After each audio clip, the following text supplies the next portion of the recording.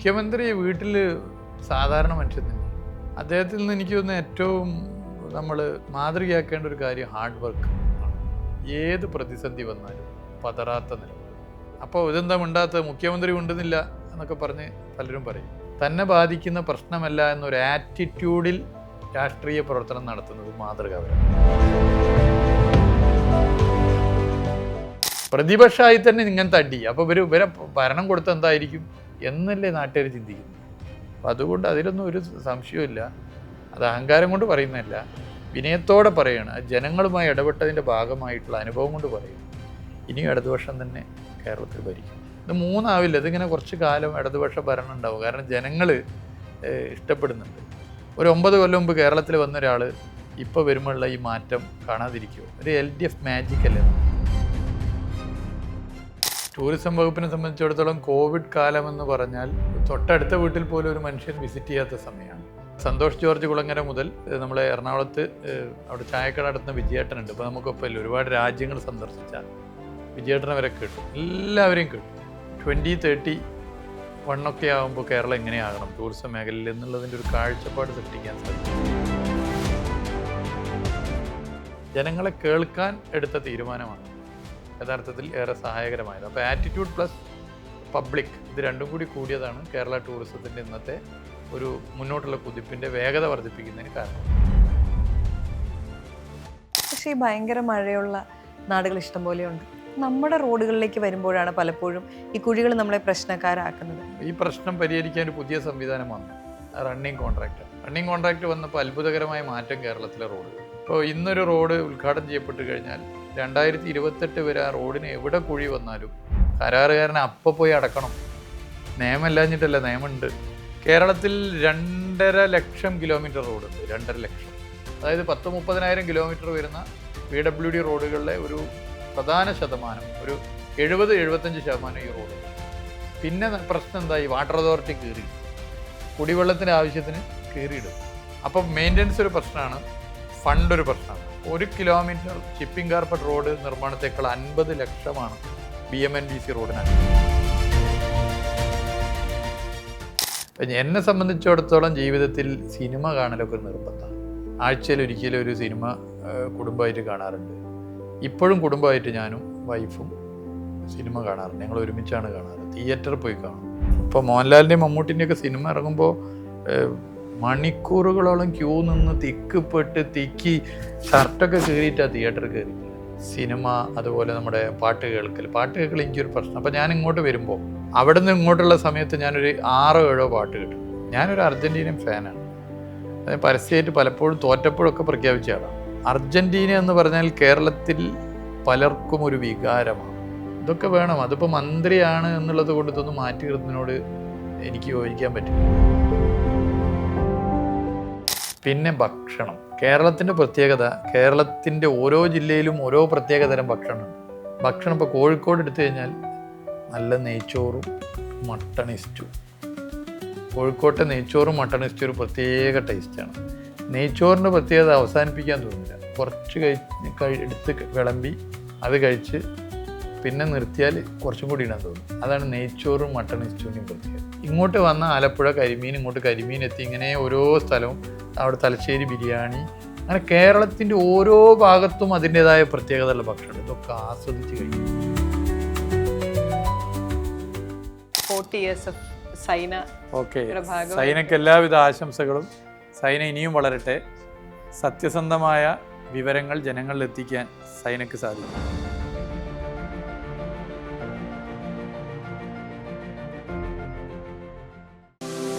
German പഠിക്കാനും ജർമ്മനിയിലേക്ക് പറക്കാനും ഇനി Eduflair. India's #1 language institute. Be the kind of person you wish to meet എന്ന് കേട്ടിട്ടുണ്ട്. Saina south plus presents life behind the mic പോഡ്കാസ്റ്റിൽ അത്തരം ഒരാളാണ് ഇന്ന് എനിക്കൊപ്പമുള്ളത്. ഇന്ത്യക്ക് അകത്തും പുറത്തും നമ്മൾ കണ്ടതും കേട്ടതും കാണാത്തതുമായ ഒരുപാട് കാര്യങ്ങൾ കേരള ടൂറിസത്തിന് സമ്മാനിച്ച ശ്രീ PA മുഹമ്മദ് റിയാസ്, അദ്ദേഹമാണ് ഇന്ന് നമുക്കൊപ്പം ചേരുന്നത്. സർ, സ്വാഗതം. നമസ്കാരം. സർ, കേരള ടൂറിസത്തെക്കുറിച്ച് പറയുമ്പോൾ ഇപ്പം ലോകോത്തര നിലവാരത്തിൽ നിൽക്കുന്ന ഒരു ടൂറിസമാണ്. എല്ലാവരും അതിനെക്കുറിച്ച് ചർച്ച ചെയ്യുന്നുണ്ട്. കഴിഞ്ഞ കുറേ കാലങ്ങളായിട്ട് നമ്മൾ അതിൻ്റെ സ്പീഡ് നോക്കുകയാണെങ്കിൽ ആ പേസ് വളരെ വേഗത്തിലാണ് ഇത് സഞ്ചരിച്ചുകൊണ്ടിരിക്കുന്നത്. എല്ലാവരും അത് ചർച്ചയാക്കുന്നതിൻ്റെ കാരണവും അത് തന്നെയാണ്.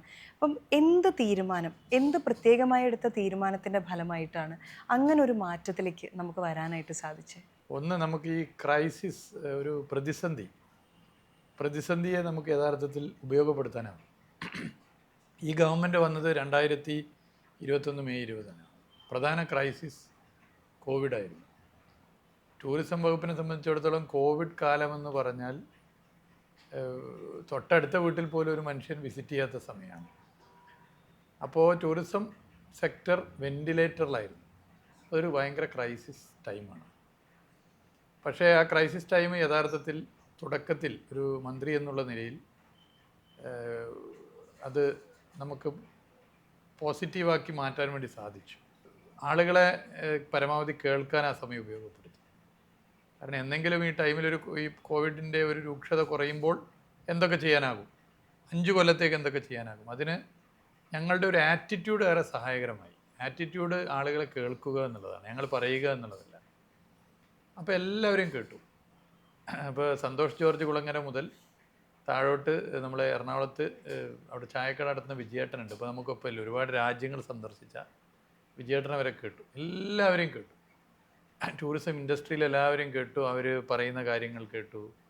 അപ്പോൾ അത് ഒരുപാട് ഗുണം ചെയ്തു. അത് നമുക്കൊരു 5 ഇയർ പ്ലാൻ എന്നുള്ളതിൻ്റെ അപ്പുറത്തേക്ക് ഒരു 2031 ഒക്കെ ആകുമ്പോൾ കേരളം എങ്ങനെയാകണം ടൂറിസം മേഖലയിൽ എന്നുള്ളതിൻ്റെ ഒരു കാഴ്ചപ്പാട് സൃഷ്ടിക്കാൻ സാധിച്ചു. അപ്പോൾ ജനങ്ങളാണ് യഥാർത്ഥത്തിൽ ടൂറിസത്തെ ഈ നിലയിലേക്ക് എത്തിച്ചത്. ഞങ്ങൾ ഇത്രയൊരു ഗ്രാഫ് വരുന്നു കണ്ടില്ല. അപ്പോൾ ഇന്ത്യയുടെ ഫോറിൻ ടൂറിസ്റ്റുകളുടെ വളർച്ചയുടെ ഗ്രാഫ് നോക്കിയാൽ, തോത് നോക്കിയാൽ അതിനേക്കാൾ കൂടുതൽ കേരളത്തിൽ വന്നു. ഡൊമസ്റ്റിക് ടൂറിസം ഓഫ് കോഴ്സ് സർവ്വകാല റെക്കോർഡിലും എത്തി. അപ്പോൾ അത് ഒന്ന് ആറ്റിറ്റ്യൂഡ്, 2 ജനങ്ങളുടെ പൂർണ്ണമായ പിന്തുണ. ജനങ്ങളെ കേൾക്കാൻ തയ്യാറാകുന്നതിന് പകരം അന്ന് ഞങ്ങൾ പറയാനായിരുന്നു തുടക്കത്തിൽ തയ്യാറായിരുന്നെങ്കിൽ ഇത്രയൊരു മുന്നേറ്റം ഉണ്ടാകില്ല. ജനങ്ങളെ കേൾക്കാൻ എടുത്ത തീരുമാനമാണ് യഥാർത്ഥത്തിൽ ഏറെ സഹായകരമായത്. അപ്പോൾ ആറ്റിറ്റ്യൂഡ് പ്ലസ് പബ്ലിക്, ഇത് രണ്ടും കൂടി കൂടിയതാണ് കേരള ടൂറിസത്തിൻ്റെ ഇന്നത്തെ ഒരു മുന്നോട്ടുള്ള കുതിപ്പിൻ്റെ വേഗത വർദ്ധിപ്പിക്കുന്നതിന് കാരണമായി. ഇപ്പോൾ നൈറ്റ് ലൈഫ് എല്ലാവരും ആഗ്രഹിക്കുന്നുണ്ട്. ഇപ്പോൾ നമ്മുടെ നാട്ടിൽ നിന്ന് പുറത്തോട്ട് പോകാൻ ആഗ്രഹിക്കുന്ന ഒരുപാട് പേരും ഒരു റീസൺ ആയിട്ട് പറയുന്നത് സ്വാതന്ത്ര്യം, സേഫ്റ്റി, ഈ നൈറ്റ് ലൈഫ് നമുക്ക് ഇഷ്ടമുള്ള പോലെ ജീവിക്കാൻ പറ്റുന്നത്. നമ്മുടെ നാട്ടിലൊരു മാറ്റം വന്നിട്ടുണ്ടെങ്കിൽ പോലും അതിപ്പോൾ തിരുവനന്തപുരം, അതുപോലെ കാലിക്കറ്റ്, എറണാകുളം, ഈ സ്ഥലങ്ങളാണ് അതിൻ്റെ ഏറ്റവും വലിയ ആ ഒരു ഫലങ്ങൾ അനുഭവിക്കുന്നത്. ഇപ്പോൾ കൊല്ലത്ത് ഇപ്പം ഓപ്പണായിട്ട് അവിടെ വി പാർക്കുണ്ട്, ജിംനേഷ്യം, എല്ലാം ബാഡ്മിൻ്റൺ, ഇതെല്ലാം ചെയ്യുന്നുണ്ട് നമ്മൾ. എങ്കിൽ പോലും നമ്മൾ ആ ഒരു കണ്ണിലൂടെ കണ്ടു കഴിയുമ്പോൾ എനിക്ക് പലപ്പോഴും തോന്നാറുണ്ട്, ആവശ്യത്തിനുള്ള ഒരു സേഫ്റ്റിയിലോട്ട്, അല്ലെങ്കിൽ നമ്മൾ ആഗ്രഹിക്കുന്ന തരത്തിൽ നമുക്ക് പോയിരിക്കാൻ പറ്റുന്ന ഒരു സ്ഥലങ്ങളിലോട്ട് നമ്മൾ ഒരുപാട് ദൂരം സഞ്ചരിക്കാനുണ്ടെന്ന് തോന്നാറുണ്ട്. അതിൽ സാറിൻ്റെ കാഴ്ചപ്പാട് എന്താണ്? ഇനിയും എത്ര ദൂരം നമ്മൾ സഞ്ചരിക്കണം? 2 കാര്യം ഉണ്ടായില്ല. ഒന്ന്, കേരളത്തിൽ ചിലർക്ക് ഇപ്പോഴും നൈറ്റ് ലൈഫ് എന്ന് പറഞ്ഞാൽ രാത്രി എന്തോ മദ്യപിച്ചാകെ ആറാടുന്ന അരാജകത്തെ രീതികളാണ് ഈ നൈറ്റ് ലൈഫ് എന്ന് തെറ്റിദ്ധരിക്കുന്ന കുറച്ച് ആളുകളുണ്ട്. കുറച്ചേ ഉള്ളൂ, മൈനോറിറ്റി. എന്നാൽ യഥാർത്ഥത്തിൽ ഇന്നത്തെ കാലത്തിൻ്റെ പ്രത്യേകതയുണ്ട്. ഇപ്പം എൻ്റെയൊക്കെ ചെറുപ്പത്തിൽ ഫാദർ ഒരു പോലീസ് ഉദ്യോഗസ്ഥനായിരുന്നു. അപ്പോൾ വെള്ളിയാഴ്ച കഴിഞ്ഞാൽ ശനി ഞായർ ജോലി കഴിഞ്ഞ് വരുമ്പോൾ ഞാനും എൻ്റെ ജ്യേഷ്ഠത്തിമാരും കാത്തു നിൽക്കും, സിനിമ കൊണ്ടുപോകും. സെക്കൻഡ് ഷോ ഒരു 9 മണിക്കാണല്ലോ സെക്കൻഡ് ഷോ. അപ്പോൾ ശനിയാഴ്ച ഒരു സിനിമ ഉറപ്പാണ്. ഇതാണ് അന്നത്തെ ഒരു ഫാമിലിയിൽ ഉണ്ടാകുന്നൊരു സെക്കൻഡ് ഷോ. പിന്നെ ഹോട്ടലിൽ നിന്നൊരു ഭക്ഷണം മാക്സിമം. എന്നാൽ ഇന്ന് തൊഴിലിൻ്റെ സ്വഭാവത്തിൽ മാറ്റം വന്നു. ഇന്ന് വൈകുന്നേരം 5 മണി 6 മണിക്ക് ജോലി കഴിയുകയാണെങ്കിൽ ഇന്ന് ജോലി കഴിയണമെങ്കിൽ 8 മണിയോ, വൈഫാണെങ്കിലും ഹസ്ബൻഡാണെങ്കിലും അല്ലെങ്കിൽ മറ്റാരെയാണെങ്കിലും വീട്ടിലെത്തുമ്പോൾ ഒരു 8-9 മണിയോ. പിന്നെ 9 മണി കഴിഞ്ഞാലാണ് ഫാമിലി ലൈഫ് ആരംഭിക്കുന്നത്. അപ്പോൾ അവർക്ക് പുറത്തിറങ്ങാൻ സ്വാഭാവികമായിട്ടൊരു 9-9:30 ഇറങ്ങിയാൽ ചുരുങ്ങിയതൊരു 5 മണിക്കൂറെങ്കിലും വേണ്ടേ? 10, 11, 12, 1, 2. ഈ സമയത്ത് കാണാനും കറങ്ങാനും ഇരിക്കാനും പറ്റിയ സ്ഥലം വേണം. അത് നമ്മൾ നാട്ടിലില്ല. അതൊരു പ്രശ്നമാണ്. അപ്പോൾ സിനിമ മാത്രമല്ലല്ലോ. ഇപ്പോൾ സിനിമ ഇപ്പോൾ പല ടൈമിലുണ്ട്. അന്ന് സെക്കൻഡ് ഷോയോട് സിനിമ കഴിയുമെങ്കിൽ ഇന്ന് അങ്ങനെയല്ല. എന്നാൽ അത് മാത്രമല്ല. അപ്പോൾ അതിന് സ്ഥലം ഒരുക്കുക. ഈ ജോലിയുടെ സ്വഭാവത്തിലും ജോലിയുടെ സമയക്രമത്തിലുമുള്ള മാറ്റം മനസ്സിലാക്കിക്കൊണ്ട് കുടുംബത്തിനും സുഹൃത്തുക്കൾക്കും ഇനി ഒറ്റയ്ക്ക് ഒരാൾ ജോലി കഴിഞ്ഞ് രാത്രി ഒരു 9 പേർക്ക് എത്തിക്കഴിഞ്ഞാൽ പോയിരിക്കുന്ന ഒരു സ്ഥലം വേണ്ടേ? അല്ലെങ്കിൽ ഫ്രണ്ട്സ് ഒന്നാകെ എല്ലാവരും വിവിധ ജോലിയായിരിക്കും, ഒരു 9-10 മണി കഴിഞ്ഞാൽ പുറത്തേക്ക് ഇറങ്ങുക, ഇരിക്കാനൊരു സ്ഥലം വേണം. ഇതിൻ്റെ സ്ഥലം ഒരുക്കുക എന്നുള്ളത് അനിവാര്യമായൊരു കാര്യമാണ്. അത് മറ്റ് വിദേശ രാജ്യങ്ങളിലുണ്ട്, ഇന്ത്യയിൽ മറ്റ് സ്റ്റേറ്റിൽ അതില്ല. കറക്റ്റ്, അതില്ലാത്ത എന്തുകൊണ്ടാണ്? അവിടെ രാവിലെ തന്നെ ചിലപ്പോൾ ഇരിക്കാൻ പറ്റാത്ത നിലയിൽ ക്രമസമാധാന പ്രശ്നമുണ്ട്. കേരളത്തിൽ അങ്ങനത്തെ ഒരു വിഷയമില്ല. കേരളം അതിന് പറ്റിയ സ്ഥലമാണ്. ഇപ്പോൾ കൊല്ലം ബി പാർക്ക് അങ്ങനെ ഡെവലപ്പ് ചെയ്തപ്പോൾ 2 മണിക്കൊക്കെ ആളുടെ അവിടെ. ഞാനന്നൊരു ദിവസം പെട്ടെന്നൊരു വിസിറ്റ് നടത്തി, ഭയങ്കര സന്തോഷം തോന്നി. ഇപ്പുറത്ത് ചെറിയ ഒരു മ്യൂസിക് ടീമിൻ്റെ പരിപാടി, അപ്പുറത്ത് ഷട്ടിൽ കളിക്കുന്നു, അപ്പുറത്ത് ചെസ്സ് കളിക്കുന്നു, ഇപ്പുറത്ത് ചെറിയ കുട്ടികൾ സ്കേറ്റിംഗ് കളി, ഇതൊക്കെ ആയിട്ടൊരു അവിടെ 2-3 മണി ഒരു ആക്റ്റീവാണ് വി പാർക്ക്. അപ്പോൾ ഞങ്ങളിപ്പോൾ ആലോചിച്ചത് പൊതുമരാമത്ത് വകുപ്പിൻ്റെ കീഴിലുള്ള ഒരുപാട് പാലങ്ങളുണ്ട്. ആ പാലങ്ങൾ മുഴുവൻ ആളുകൾക്ക് ഇങ്ങനെ എൻജോയ് ചെയ്യാൻ വേണ്ടി ഏത് സമയത്തും എൻജോയ് ചെയ്യാൻ പറ്റുന്ന നിലയിൽ മാറ്റുക. അതിനെ വി പാർക്ക്, നമ്മുടെ പാർക്ക്, വി പാർക്ക് എന്ന പേരിട്ടിരിക്കുകയാണ്. ഇപ്പോൾ ഒരു 20 എണ്ണം നമുക്ക് എത്രയും വേഗത്തിൽ സ്റ്റാർട്ട് ചെയ്യാൻ പറ്റും. പാലത്തിൻ്റെ അടിയിൽ എന്നൊക്കെ പറഞ്ഞാൽ നേരത്തെ കാട് പിടിച്ചെടുക്കുന്ന സ്ഥലമാണ്, അല്ലെങ്കിൽ മറ്റേ അരാജക കമ്പനിയുടെ ഒരു സ്ഥലമാണ്. അപ്പോൾ അതൊക്കെ നമുക്ക് ഇങ്ങനെ കൺസ്ട്രക്റ്റീവായിട്ട് ഉപയോഗിക്കാം. നിർബന്ധമായും കേരളത്തിലുള്ള അവസരങ്ങൾ ഉണ്ടാക്കണം. കേരളത്തിലെ ബീച്ചുകൾ, മനോഹരമായ ബീച്ചുകൾ രാത്രി ആളുകൾക്ക് വന്നിരിക്കാൻ പറ്റുന്ന സ്ഥലങ്ങളാക്കി മാറ്റണം. ഇപ്പോൾ വിദേശികൾ നമ്മുടെ നാട്ടിലേക്ക് വരണമെങ്കിൽ അതിന് അവരാഗ്രഹിക്കുന്ന ചില കാര്യങ്ങളുണ്ട്. ഒന്ന് ആളുകളുടെ ആറ്റിറ്റ്യൂഡാണ്, 2 ചില പൊതു ഇൻഫ്രാസ്ട്രക്ചർ കാര്യങ്ങളാണ്. ഞാൻ വിദേശ രാജ്യങ്ങളിൽ പോയിട്ടുള്ള സമയത്തൊക്കെ ഏറ്റവും ഹെൽപ്ഫുൾ ആയിട്ടുള്ള കാര്യം, നമ്മൾ അവിടുത്തെ വലിയ ഹൈവേസിലൂടെ ട്രാവൽ ചെയ്യുമ്പോഴും പബ്ലിക് ടോയ്ലറ്റ്സ് ആക്സസിബിളാണ്. നമ്മൾ സിറ്റിയിലാണ്, എവിടെയാണെങ്കിലും പബ്ലിക് ടോയ്ലറ്റ്സ്. ഒരു സ്ത്രീയെ സംബന്ധിച്ച്, സിറ്റിയുടെ നടുക്ക് ജീവിക്കുന്ന എന്നെ സംബന്ധിച്ച് പോലും ഈ പബ്ലിക് ടോയ്ലറ്റ് എന്ന് പറയുന്നൊരു ഫെസിലിറ്റി ആക്സസ് ചെയ്യാനായിട്ട് എവിടെയുള്ളത്? ഇനി അങ്ങനെ വരുവാണെങ്കിൽ തന്നെ അതിൻ്റെ മെയിൻ്റനൻസ് കൃത്യമായി നടക്കുന്നില്ല. അത് വന്നു ഇത്ര ദിവസം കൊണ്ട് തന്നെ അതിൻ്റെ പണി തീരുന്ന പരിപാടിയാണ്. അപ്പോൾ എന്തുകൊണ്ട് നമുക്ക് അത്തരമൊരു പബ്ലിക് ടോയ്ലറ്റ്സ് ഏറ്റവും ബേസിക് ആയിട്ടുള്ള നീഡുകളിലോട്ട് ഈ 2 മണിക്കും 3 മണിക്കും പുറത്ത് വന്നിരിക്കാൻ ആഗ്രഹം ഉണ്ടെങ്കിലും നമുക്ക് വന്നിരിക്കാൻ നമ്മളും കംഫർട്ടബിൾ ആവണ്ടേ? സ്ത്രീകൾ എപ്പോഴും ഡിഫറെൻ്റ് അല്ലേ ഈ കാര്യത്തിൽ? അപ്പോൾ അങ്ങനത്തെ ഒരു മാറ്റം, അങ്ങനെ കുറേ ടോയ്ലറ്റ്സ്, അതൊക്കെ എന്തുകൊണ്ടാണ് നമുക്ക് ബേസിക് ആയിട്ട് വേണ്ടത്? അതൊരു വളരെ പ്രധാനപ്പെട്ട പ്രശ്നമാണ്. വളരെ ന്യായമായൊരു കാര്യമാണ് നിങ്ങൾ പറഞ്ഞത്. മലയാളി യഥാർത്ഥത്തിൽ ഏറ്റവും പ്രയാസപ്പെട്ടത് കോവിഡ് സമയത്തായിരുന്നു. കോവിഡ് സമയത്ത് കോവിഡിൻ്റെ രൂക്ഷത ഒന്ന് കുറഞ്ഞപ്പോൾ യാത്ര മുഴുവൻ സ്വന്തം വാഹനങ്ങൾ, കാറിലൊക്കെ ആയിരുന്നു. ഈ ഒരു വാഷ്റൂം ഫെസിലിറ്റി പെട്രോൾ ബങ്കിനെ ആശ്രയിക്കുന്ന സ്ഥിതിയാണ്. പെട്രോൾ ബങ്കിൽ നമുക്ക് പല നിലയിലും സേഫ്റ്റി, വൃത്തി, ഇതൊക്കെ പ്രശ്നമാണ്. അപ്പോൾ പൊതുവേ ഞങ്ങൾ ആലോചിച്ചത് ഇത്തരം ഇടങ്ങൾ, പൊതുമരാമത്ത് വകുപ്പിൻ്റെ ഒഴിഞ്ഞു കിടക്കുന്ന സ്ഥലങ്ങൾ ഇതിനു വേണ്ടി ഉപയോഗിക്കും. ഇപ്പോൾ ഈ പാലത്തിനടിയിലൊക്കെ ഈ സംവിധാനമുണ്ട്, കംഫർട്ട് സ്റ്റേഷൻ, അത് മാക്സിമം വർദ്ധിപ്പിക്കുക. അപ്പോൾ ഞങ്ങളത് എല്ലാ MLA-മാരോടും പറഞ്ഞു, പൊതുമരാമത്ത് വകുപ്പിൻ്റെ ഇത്തരം പ്രധാന ഹൈവേ സ്ഥലങ്ങൾ PPPI, പബ്ലിക് പ്രൈവറ്റ് പാർട്ടിസിപ്പേഷനിൽ കംഫർട്ട് സ്റ്റേഷനുകൾ തുടങ്ങുന്നതിന് എല്ലാ നിലയിലും സ്വാഗതം ചെയ്യുന്നു. നോ ഒബ്ജക്ഷൻ സർട്ടിഫിക്കറ്റ് എപ്പോൾ വേണമെങ്കിലും എഴുതി തരാം എന്ന് പറഞ്ഞിരിക്കുകയാണ്. കോഴിക്കോട് ജില്ലയിൽ തന്നെ നല്ലളം എന്ന് പറയുന്ന സ്ഥലത്ത്, ഞാൻ പ്രതിദാനം ചെയ്യുന്ന നിയമസഭാ മണ്ഡലത്തിനും കൂടി ഭാഗമാണ്, ഹൈവേയിൽ, നാഷണൽ ഹൈവേ, PWD കീഴിലെ നാഷണൽ ഹൈവേയുടെ തൊട്ട് ചേർന്ന് ഈ പോലീസ് കേസിൽ പിടിക്കപ്പെട്ട വാഹനങ്ങൾ ഇങ്ങനെ നിർത്തിവെച്ചു. ഇവിടെ ഈ സ്ഥലം എന്ന് പറഞ്ഞാൽ ഈ പറയുന്ന കഞ്ചാവ് മാഫിയൊക്കെ ഉള്ള സ്ഥലമാണ്. അപ്പോൾ അവിടുത്തെ റെസിഡൻസ് അസോസിയേഷനും അവിടുത്തെ സാമൂഹിക പ്രവർത്തകരും ഒക്കെ പറഞ്ഞു, നിങ്ങൾ MLA ജയിച്ചു വന്നാൽ ഇതൊന്നും ശ്രദ്ധിക്കണം, ഞങ്ങളെ കുട്ടിയെ കയ്യിൽ നടക്കാൻ പറ്റും. അപ്പോൾ പിന്നീട് പൊതുമരാമത്ത് വകുപ്പിൻ്റെ ചുമതല കൂടി വന്ന സമയത്ത് അന്നത്തെ ജില്ലാ കലക്ടറും ഞങ്ങളും കൂടി പോയി നോക്കിയപ്പോൾ കണ്ടതെന്താ, കാട് പിടിച്ച സ്ഥലം, കുറേ വാഹനം ഉണ്ടെങ്കിലും അതിലൂടെ മനുഷ്യന്മാർ ചിലർ നടക്കാൻ പറ്റിയൊരു പാതയുണ്ട്, ഒരു സ്മോൾ ഹൈവേ. അതെന്താ വെച്ചാൽ രാത്രി അവിടെ വരികയാണ്, വാഹനത്തിൻ്റെ ഉള്ളിലിരിക്കുകയാണ് അല്ലെങ്കിൽ കാട്ടിലിരിക്കുകയാണ്. അപ്പോൾ ഞങ്ങളെല്ലാ വാഹനവും അവിടെ നിന്ന് എടുത്ത് മാറ്റി. അവിടെ ഇപ്പോൾ മനോഹരമായൊരു കംഫർട്ട് സ്റ്റേഷൻ വരികയാണ്, നല്ലളം മാജിക് എന്നാണ് വിശേഷിപ്പിച്ചത്. ആ കംഫർട്ട് സ്റ്റേഷൻ വാഷ്റൂം ഫെസിലിറ്റി, പിന്നെ കുട്ടിയൊക്കെ ഇരിക്കാൻ പാർക്ക്, കളിക്കാൻ ചെറിയ മ്യൂസിക്, അതായത് വെറുതെ കിടന്ന ഒരു നാടിന് അപകടമായൊരു സ്ഥലമാണ് ഇങ്ങനെ മാറിയിട്ടുള്ളത്. ഞങ്ങളിപ്പോൾ പോലീസ് ഡിപ്പാർട്ട്മെൻറ്റുമായിട്ട് ഡിസ്കസ് ചെയ്തിട്ട് ഇതുപോലെയുള്ള സ്ഥലങ്ങൾ, പ്രത്യേകിച്ച് PWD സ്ഥലങ്ങളിലെ വാഹനങ്ങൾ മാറ്റാൻ വേണ്ടി അഭ്യർത്ഥിച്ചിട്ടുണ്ട്. അങ്ങനെ മാറ്റിയാൽ നമുക്ക് അവിടെയൊക്കെ ഇതുപോലെ മാറ്റി തീർക്കാൻ വേണ്ടി പറ്റും. പക്ഷേ അത് എവിടേക്ക് മാറ്റും എന്നുള്ളതാണ് അവരുടെ മുമ്പിലുള്ള പ്രശ്നം.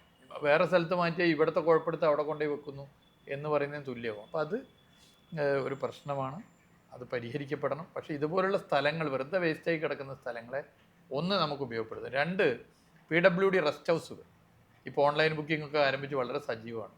എല്ലാ PWD റെസ്റ്റ് ഹൗസുകളിലും നമ്മൾ ഈ സൗകര്യം ഒരുക്കുകയാണ്.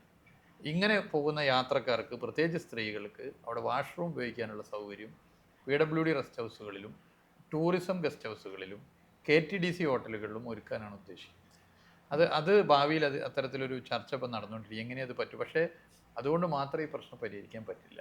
അപ്പോൾ അവിടെ നമുക്ക് ചെയ്യാൻ പറ്റുന്നത്, ഇപ്പോൾ ഗവൺമെൻറ്റിന് തന്നെ ഒരു പദ്ധതിയുണ്ട്, നമ്മൾ ഇതിൻ്റെ ടേക്ക് എ ബ്രേക്ക് അതുപോലുള്ള പദ്ധതികൾ ഡെവലപ്പ് ചെയ്ത് കൊണ്ടുവരിക എന്നുള്ളതാണ്. ഇപ്പോൾ കോവളം പ്രധാനപ്പെട്ട ടൂറിസ്റ്റ് കേന്ദ്രം, അവിടെ ഈ വാഷ്റൂം പ്രശ്നമുണ്ട്. നിങ്ങൾ പറഞ്ഞ മെയിൻ്റനൻസ് ഒരു പ്രധാന പ്രശ്നമാണ്. നമ്മൾ വാഷ്റൂം ഉണ്ടാക്കിയോണ്ട് കാര്യമില്ല, അത് വൃത്തിയായി സൂക്ഷിക്കാൻ പറ്റുന്നില്ല. അപ്പോൾ പരിപാലനം പ്രശ്നമാണ്. കോവളത്ത് കിഫ്ബി പദ്ധതി ആയതുകൊണ്ട് തന്നെ അത് ഇഴഞ്ഞാണ് നീങ്ങുന്നത്. അതിൻ്റെ കുറേ ക്രൈറ്റീരിയാസ് ഉണ്ട്. അതൊക്കെ നോക്കി ആ വർക്ക് ഇങ്ങനെ വളരെ സ്ലോ ആണ്. പക്ഷെ മാക്സിമം ഞങ്ങൾ ഈ പറഞ്ഞ വിഷയത്തെ പരിഹരിക്കാനുള്ള ശ്രമം നടത്തും. ഇതുപോലെ തന്നെ മെയിൻറ്റെയിൻ ചെയ്യേണ്ട മറ്റൊന്നാണ് റോഡുകൾ. ഇപ്പം നമ്മുടെ റോഡ് ചീത്തയാവുന്ന സമയത്ത് തന്നെ പറയും ഭയങ്കര മഴയുള്ള നാടാണ്, നമ്മുടെ റോഡ് ഇങ്ങനെ നിൽക്കുള്ളൂ. പക്ഷേ ഈ ഭയങ്കര മഴയുള്ള നാടുകൾ ഇഷ്ടം പോലെയുണ്ട്. നമ്മുടെ റോഡുകളിലേക്ക് വരുമ്പോഴാണ് പലപ്പോഴും ഈ കുഴികൾ നമ്മളെ പ്രശ്നക്കാരാക്കുന്നത്. അപ്പോൾ അത് ക്വാളിറ്റി, ആ വർക്കിൻ്റെ ക്വാളിറ്റിയാണ് ഒരു പ്രശ്നം. അതുപോലെ തന്നെ വലിയ ട്രാഫിക് ബ്ലോക്കുകൾ ഉണ്ടാക്കുന്നത്, അല്ലെങ്കിൽ സമയം കളയുന്നത്. ഇപ്പോൾ ആലുവയിൽ നിന്ന് ഞാനൊരു എക്സാമ്പിൾ പറയുകയാണെങ്കിൽ, ആലുവയിൽ നിന്ന് ഞാൻ എടപ്പള്ളിക്ക് വരികയാണ്. കളമശ്ശേരി ഭാഗത്ത് 40 മിനിറ്റ് എനിക്ക് 1 കിലോമീറ്റർ തരണം ചെയ്യാനായിട്ട് എടുത്തു. ഞാൻ വിചാരിച്ചു അവിടെ ആക്സിഡൻ്റ് ആണ്. പക്ഷേ പോയി വന്നപ്പോൾ അവിടെ ആ HMTയിലോട്ട് തിരിയുന്ന ഒരു സ്ഥലത്ത് ഒരു 3-4 കുഞ്ഞു കുഴിയുണ്ട്. ഈ കുഴികളിലൂടെ എല്ലാ വണ്ടികളും പതുക്കെ ഇറങ്ങുകയാണ്. ഞാൻ പറഞ്ഞു വരുന്നത്, വലിയ വഴികളാണെങ്കിൽ പോലും വലിയ ബാക്കി റോഡൊക്കെ നല്ലതാണെങ്കിൽ ഈ കുഞ്ഞു കുഴികൾ കൊണ്ടാണ് പലപ്പോഴും ഭയങ്കര സ്ലോ ആയിട്ടുള്ള ഒരു ട്രാഫിക്കിലേക്ക് നമ്മൾ പോകുന്നത്. ഇതിനു മുന്നേ പത്രത്തിൽ അത് ചെയ്യുന്ന കോൺട്രാക്ടർ തന്നെ ഇത്ര മാസത്തിനുള്ളിൽ അത് ഫൈൻ വരും, അത് അടയ്ക്കണം, മെയിൻ്റനൻസ് കൃത്യമായി പോകണം എന്നെല്ലാം ഞാൻ വായിച്ചിട്ടുണ്ട്. അങ്ങനെ ഞാൻ വിചാരിച്ചിരുന്ന ഒരാളാണ്. പക്ഷേ ഇപ്പോഴും എന്തുകൊണ്ടാണ് ആ കുഴികൾ വന്നാൽ അത് കാലാകാലങ്ങളോളം കുഴികളായി തന്നെ കിടക്കുന്നതും? അതെന്താ അതിൻ്റെ ഈ പ്രശ്നം പരിഹരിക്കാൻ ഒരു പുതിയ സംവിധാനം വന്നു, റണ്ണിങ് കോൺട്രാക്റ്റാണ്. റണ്ണിങ് കോൺട്രാക്റ്റ് വന്നപ്പോൾ അത്ഭുതകരമായ മാറ്റം കേരളത്തിലെ റോഡുകളിൽ. കേരളത്തിൽ 2.5 ലക്ഷം കിലോമീറ്റർ റോഡുണ്ട്. 2.5 ലക്ഷം. അതിൽ പൊതുമരാമത്ത് വകുപ്പിൻ്റെ റോഡുകൾ 30,000 കിലോമീറ്റർ മാത്രമാണ്. 30,000 കിലോമീറ്റർ. നഗരത്തിലെ ചില റോഡുകൾ പോലും PWD റോഡുകളല്ല, പ്രധാന റോഡുകൾ. PWD റോഡുകളിലെ പ്രധാനപ്പെട്ട ഒരു പ്രശ്നം മെയിൻ്റനൻസ് ആയിരുന്നു. ഇപ്പോൾ ഒരു പുതിയ റോഡ് വന്നു. ആ പുതിയ റോഡ് വന്ന് ഒരു നിശ്ചിത കാലാവധി അതിൻ്റെ മെയിൻ്റനൻസിൻ്റെ പൂർണ്ണ ഉത്തരവാദിത്തം കരാറുകാരാണ്. ഡിഫക്റ്റ് ലയബിലിറ്റി പീരീഡ് എന്ന് പറയും. PWD മാനുവൽ ഗ്രന്ഥത്തിൽ പ്രത്യേകിച്ച് പറഞ്ഞിട്ടുണ്ട്, റോഡ് പണിയെടുക്കുമ്പോൾ ഒരു ഡിപ്പോസിറ്റ് ചെയ്യണം, ഒരു ഫണ്ട് കരാറുകാരൻ. അത് തിരിച്ചു അപ്പോൾ കൊടുക്കില്ല, പണി കഴിഞ്ഞാലും കൊടുക്കില്ല. ഈ പരിപാലന കാലാവധി കഴിഞ്ഞ് 45 ദിവസം കഴിഞ്ഞിട്ട് കൊടുക്കും. പരിപാലന കാലാവധി പറഞ്ഞൊരു പുതിയ റോഡിന് 3 കൊല്ലം. BMBC റോഡാണ് 3 കൊല്ലം. ഇപ്പോൾ ഇന്നൊരു റോഡ് ഉദ്ഘാടനം ചെയ്യപ്പെട്ട് കഴിഞ്ഞാൽ 2028 വരെ ആ റോഡിന് എവിടെ കുഴി വന്നാലും കരാറുകാരനെ അപ്പം പോയി അടക്കണം. നിയമമില്ലാഞ്ഞിട്ടല്ല, നിയമമുണ്ട്. പക്ഷെ അത് ജനം അറിയില്ല, നമ്മളാരും അറിയുന്നില്ല. അപ്പോൾ അതിന് ഈ ഡിഫക്റ്റ് ലയബിലിറ്റി പീരീഡ് ജനങ്ങളെ അറിയിക്കാൻ തീരുമാനിച്ചു. അതാണ് ഈ പച്ച ബോർഡ്. നിങ്ങൾ യാത്രയെ ശ്രദ്ധിച്ചോ എന്നറിയില്ല, ജനങ്ങൾ കാഴ്ചക്കാരല്ല കാവൽക്കാരാണ് എന്ന് എഴുതി വെച്ച പച്ച ബോർഡുണ്ട്. അവിടെ ഞങ്ങൾ മന്ത്രിമാരെ ഫോട്ടോ ഒന്നും ബോർഡിൽ വെച്ചിട്ടില്ല, ഇത് മാത്രം എഴുതിയത്. ആ എഴുത്തിൽ കരാറുകാരൻ ഇന്നയാളാണ്, ഇത്ര കാലാവധി റോഡിനുണ്ട്, ഇതിൻ്റെ പരിപാലന കാലാവധി ഇത്രയാണ്, എന്തെങ്കിലും പോരായ്മയുണ്ടെങ്കിൽ ടോൾ ഫ്രീ നമ്പറിൽ വിളിക്കണം. നമ്പർ കൊടുത്തു, കരാറുകാരൻ്റെ പേരും ഫോൺ നമ്പറും ഉദ്യോഗസ്ഥൻ്റെ ഫോൺ നമ്പറും. കേരളത്തിൽ അതിൽ മാറ്റം വന്നിട്ടുണ്ട്. പിന്നെ ഒരു പ്രധാന പ്രശ്നം, ഈ ഡിഫക്റ്റ് ലയബിലിറ്റി പീരീഡ് കഴിഞ്ഞ, ഇപ്പോൾ ഇന്നൊരു റോഡ് ഉദ്ഘാടനം കഴിഞ്ഞ് 2028 കഴിഞ്ഞാൽ ആ റോഡിൻ്റെ സ്ഥിതി അപകടമാണ്. അപ്പോൾ നിങ്ങൾ പറഞ്ഞ ചെറിയ കുഴിയൊക്കെ വന്നാൽ അതിന് എസ്റ്റിമേറ്റ് എടുത്ത് അത് തിരുവനന്തപുരത്ത് അയച്ച് തിരിച്ചു വരുമ്പോഴത്തേനും ബുദ്ധിമുട്ടാണ്. അതിനാണ് ഒരു പുതിയ കോൺട്രാക്ട് സംവിധാനം വന്നത്, റണ്ണിങ് കോൺട്രാക്ട് സംവിധാനം. ഡിഫക്റ്റ് ലയബിലിറ്റി പീരീഡ് കഴിഞ്ഞ ഉടനെ 1 കൊല്ലത്തേക്ക് ഈ റോഡിൻ്റെ പരിപാലനം ആര് ചെയ്യണമെന്ന് നേരത്തെ തന്നെ ടെൻഡർ വിളിക്കുന്നു. ആ ടെൻഡർ കിട്ടുന്നയാൾ 1 കൊല്ലത്തേക്ക് ആ റോഡിൻ്റെ മെയിൻ്റെനൻസ് നടത്തണം. ആ റോഡുകൾ നീല ബോർഡുകൾ, നേരത്തെ പച്ചയാണ്, നീല ബോർഡുകൾ വെച്ച് ജനങ്ങൾ കാഴ്ചക്കാരല്ല കാവൽക്കാരാണെന്ന് എഴുതി കരാറുകാരൻ്റെ പേരും ഫോൺ നമ്പറും ഉദ്യോഗസ്ഥൻ്റെ phone number toll free number എഴുതി വെക്കും. ഇതിൽ മാറ്റം വന്നിട്ടുണ്ട്. ഞാനിപ്പോൾ അടുത്ത മാസം മുതൽ ഒരു കോൺടെസ്റ്റ് തന്നെ നടത്തുകയാണ്. ഈ റണ്ണിങ് കോൺട്രാക്റ്റ് DLP റോഡുകൾ കേരളത്തിൽ ഇപ്പോൾ 10-21,000 കിലോമീറ്റർ ഉണ്ട്. അതായത് 10-30,000 കിലോമീറ്റർ വരുന്ന PWD റോഡുകളിലെ ഒരു പ്രധാന ശതമാനം, ഒരു 70-75% ഈ റോഡുകളാണ്. ഇതിലൂടെ സഞ്ചരിക്കുക, എന്നിട്ട് പരാതി ഉണ്ടെങ്കിൽ അറിയിക്കുക, അതിന് ഒരു പ്രഖ്യാപനം നടത്താം. അപ്പോൾ അത് വ്യക്തമായി ഇത്രയും റോഡുകൾ നമുക്ക് പരിപാലിക്കാൻ ഈ സംവിധാനം ഗുണം ചെയ്തു. അപ്പോൾ അത് ഒരു മാറ്റമാണ്. ഇപ്പോൾ പല സ്റ്റേറ്റും ഇത് എങ്ങനെയാണെന്നൊക്കെ ചോദിച്ച് സംസാരിച്ചിട്ടുണ്ട്. അപ്പോൾ അതൊരു മാറ്റമാണ്. പിന്നെ പ്രശ്നം എന്താ, ഈ വാട്ടർ അതോറിറ്റി കീറിയിടും, കുടിവെള്ളത്തിൻ്റെ ആവശ്യത്തിന് കീറിയിടും. അത് പിന്നെ പഴയ സ്ഥിതിയിലെത്തില്ല. ഇപ്പോൾ ഒരു BMNBC റോഡ് നമ്മുടെ രാജ്യത്തെ ഏറ്റവും ഉയർന്ന ഗുണനിലവാരം ഉറപ്പുവരുന്ന റോഡാണ്. അത് കീറിയാൽ അതിൻ്റെ റീസ്റ്റോറേഷൻ വീണ്ടും നമ്മൾ അതേ നിലവാരത്തിൽ ചെയ്യണം. ഇല്ലെങ്കിൽ ആ റോഡ് ഇങ്ങനെ ആകെ കുഴപ്പമാവും. ഇത് നമ്മുടെ നാട്ടിലൊരു പ്രശ്നമാണ്. അതുകൊണ്ട് കുടിവെള്ളം നമുക്ക് ഇരിക്കാൻ പറ്റും. ഇനി കുടിവെള്ളത്തിൻ്റെ കണക്ഷൻ വാട്ടർ അതോറിറ്റി ചോദിക്കുമ്പോൾ വേറെ വകുപ്പാണ്, തൊടാൻ പറ്റൂല എന്ന് പറഞ്ഞ് പോകാൻ പറ്റില്ല. പിന്നെ ആകാശത്തൂടെ പൈപ്പ് ലൈൻ എടുക്കാൻ പറ്റില്ല. ഇപ്പോഴത്തെ ഒരു പ്രശ്നം, പഴയ റോഡുകൾക്ക് കീറി തന്നെ പൈപ്പ് ലൈൻ ഇടാൻ പറ്റൂ, ഇലക്ട്രിക് കേബിൾ ഇടാൻ പറ്റും.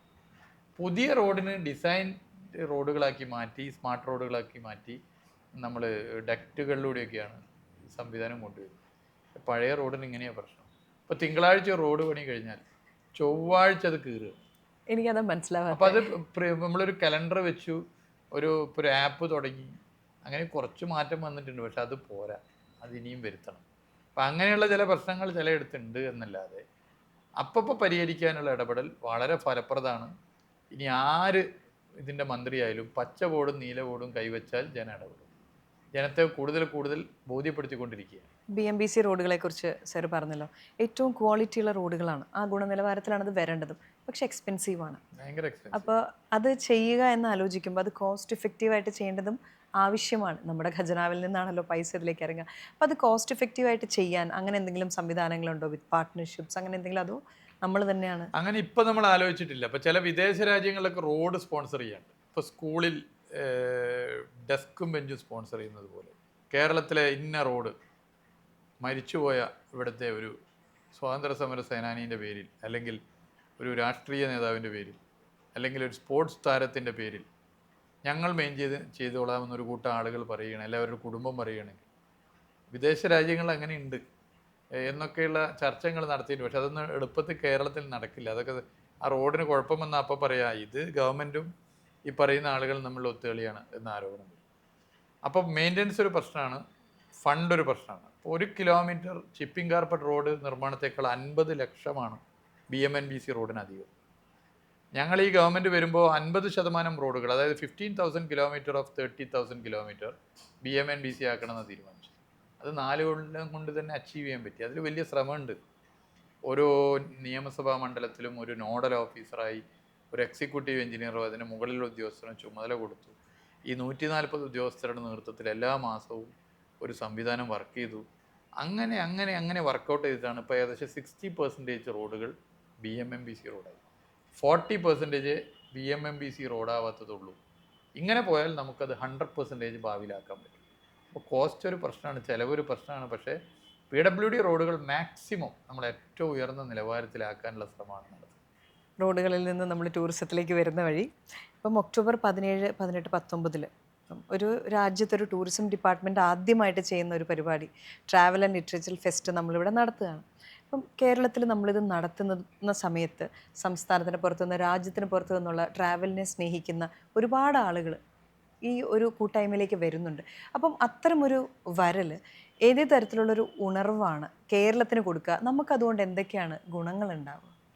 ഇപ്പോൾ ലിറ്ററേച്ചർ ഫെസ്റ്റിവലുകൾ കേരളത്തിൽ ഒരുപാട് നടന്നിട്ടുണ്ട്, ഇനി നടക്കാൻ പോകണമുണ്ട്, പലരും നടത്തിയിട്ടുണ്ട്. എന്നാൽ നമ്മൾ പൊതുവേ സഞ്ചാര സാഹിത്യത്തിൻ്റെ ഭാഗമായുള്ളവരുടെ ഒരു കൂട്ടായ്മ, അത് ആദ്യമായിട്ടാണ്. അത് ഇന്ത്യയിൽ നിങ്ങൾ പറഞ്ഞ പോലെ ആദ്യമായിട്ടാണ്. അവർക്ക് ഒരുപാട് കാര്യങ്ങൾ പങ്കുവെക്കാനുണ്ട്. ഇപ്പോൾ വിദേശ രാജ്യങ്ങളിൽ നിന്ന് വരുന്ന യാത്രയെക്കുറിച്ച് എഴുതിയ, അല്ലെങ്കിൽ പൊതുവേ ഡെസ്റ്റിനേഷനുകളെ കുറിച്ച് എഴുതിയ അനുഭവങ്ങൾ എഴുതിയ ആളുകൾ, ഇന്ത്യയിലെ പ്രധാന ആളുകൾ, കേരളത്തിലെ പ്രധാന ആളുകൾ, ഇവരൊക്കെ വരുമ്പോൾ അവർക്ക് അവരുടെ അനുഭവങ്ങൾ പങ്കുവെക്കാൻ പറ്റും. അത് കേരളം കൂടുതൽ പ്രസിദ്ധമാവുകയാണ്. കേരളത്തിൻ്റെ ടൂറിസ്റ്റ് കേന്ദ്രങ്ങൾ കൂടുതൽ പ്രചരണം നേടും.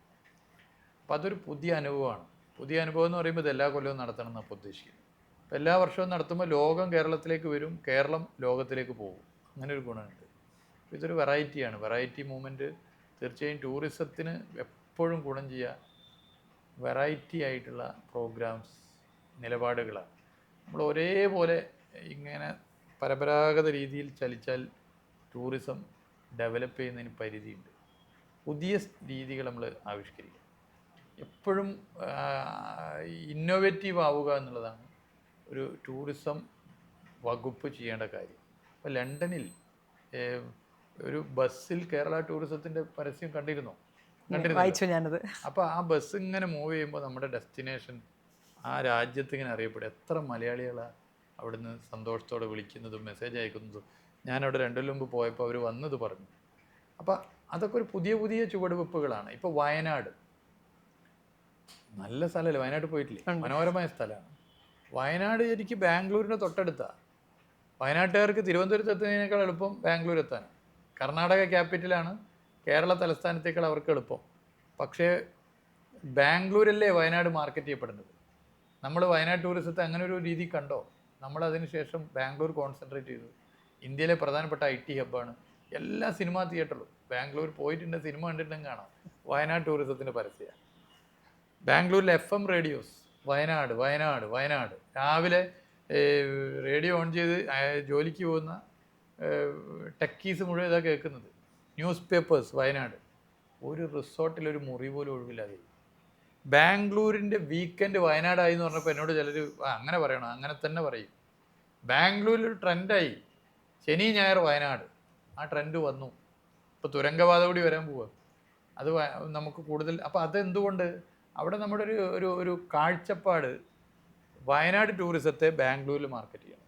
മൂന്നാറിനെ നമ്മൾ വലിയ നിലയിലേക്ക് മാറ്റിയപ്പോൾ ഇപ്പോൾ മൂന്നാർ ഉണ്ടായതിനു ശേഷം സർവകാല റെക്കോർഡ് ഫോറിൻ ടൂറിസ്റ്റുകളാണ്.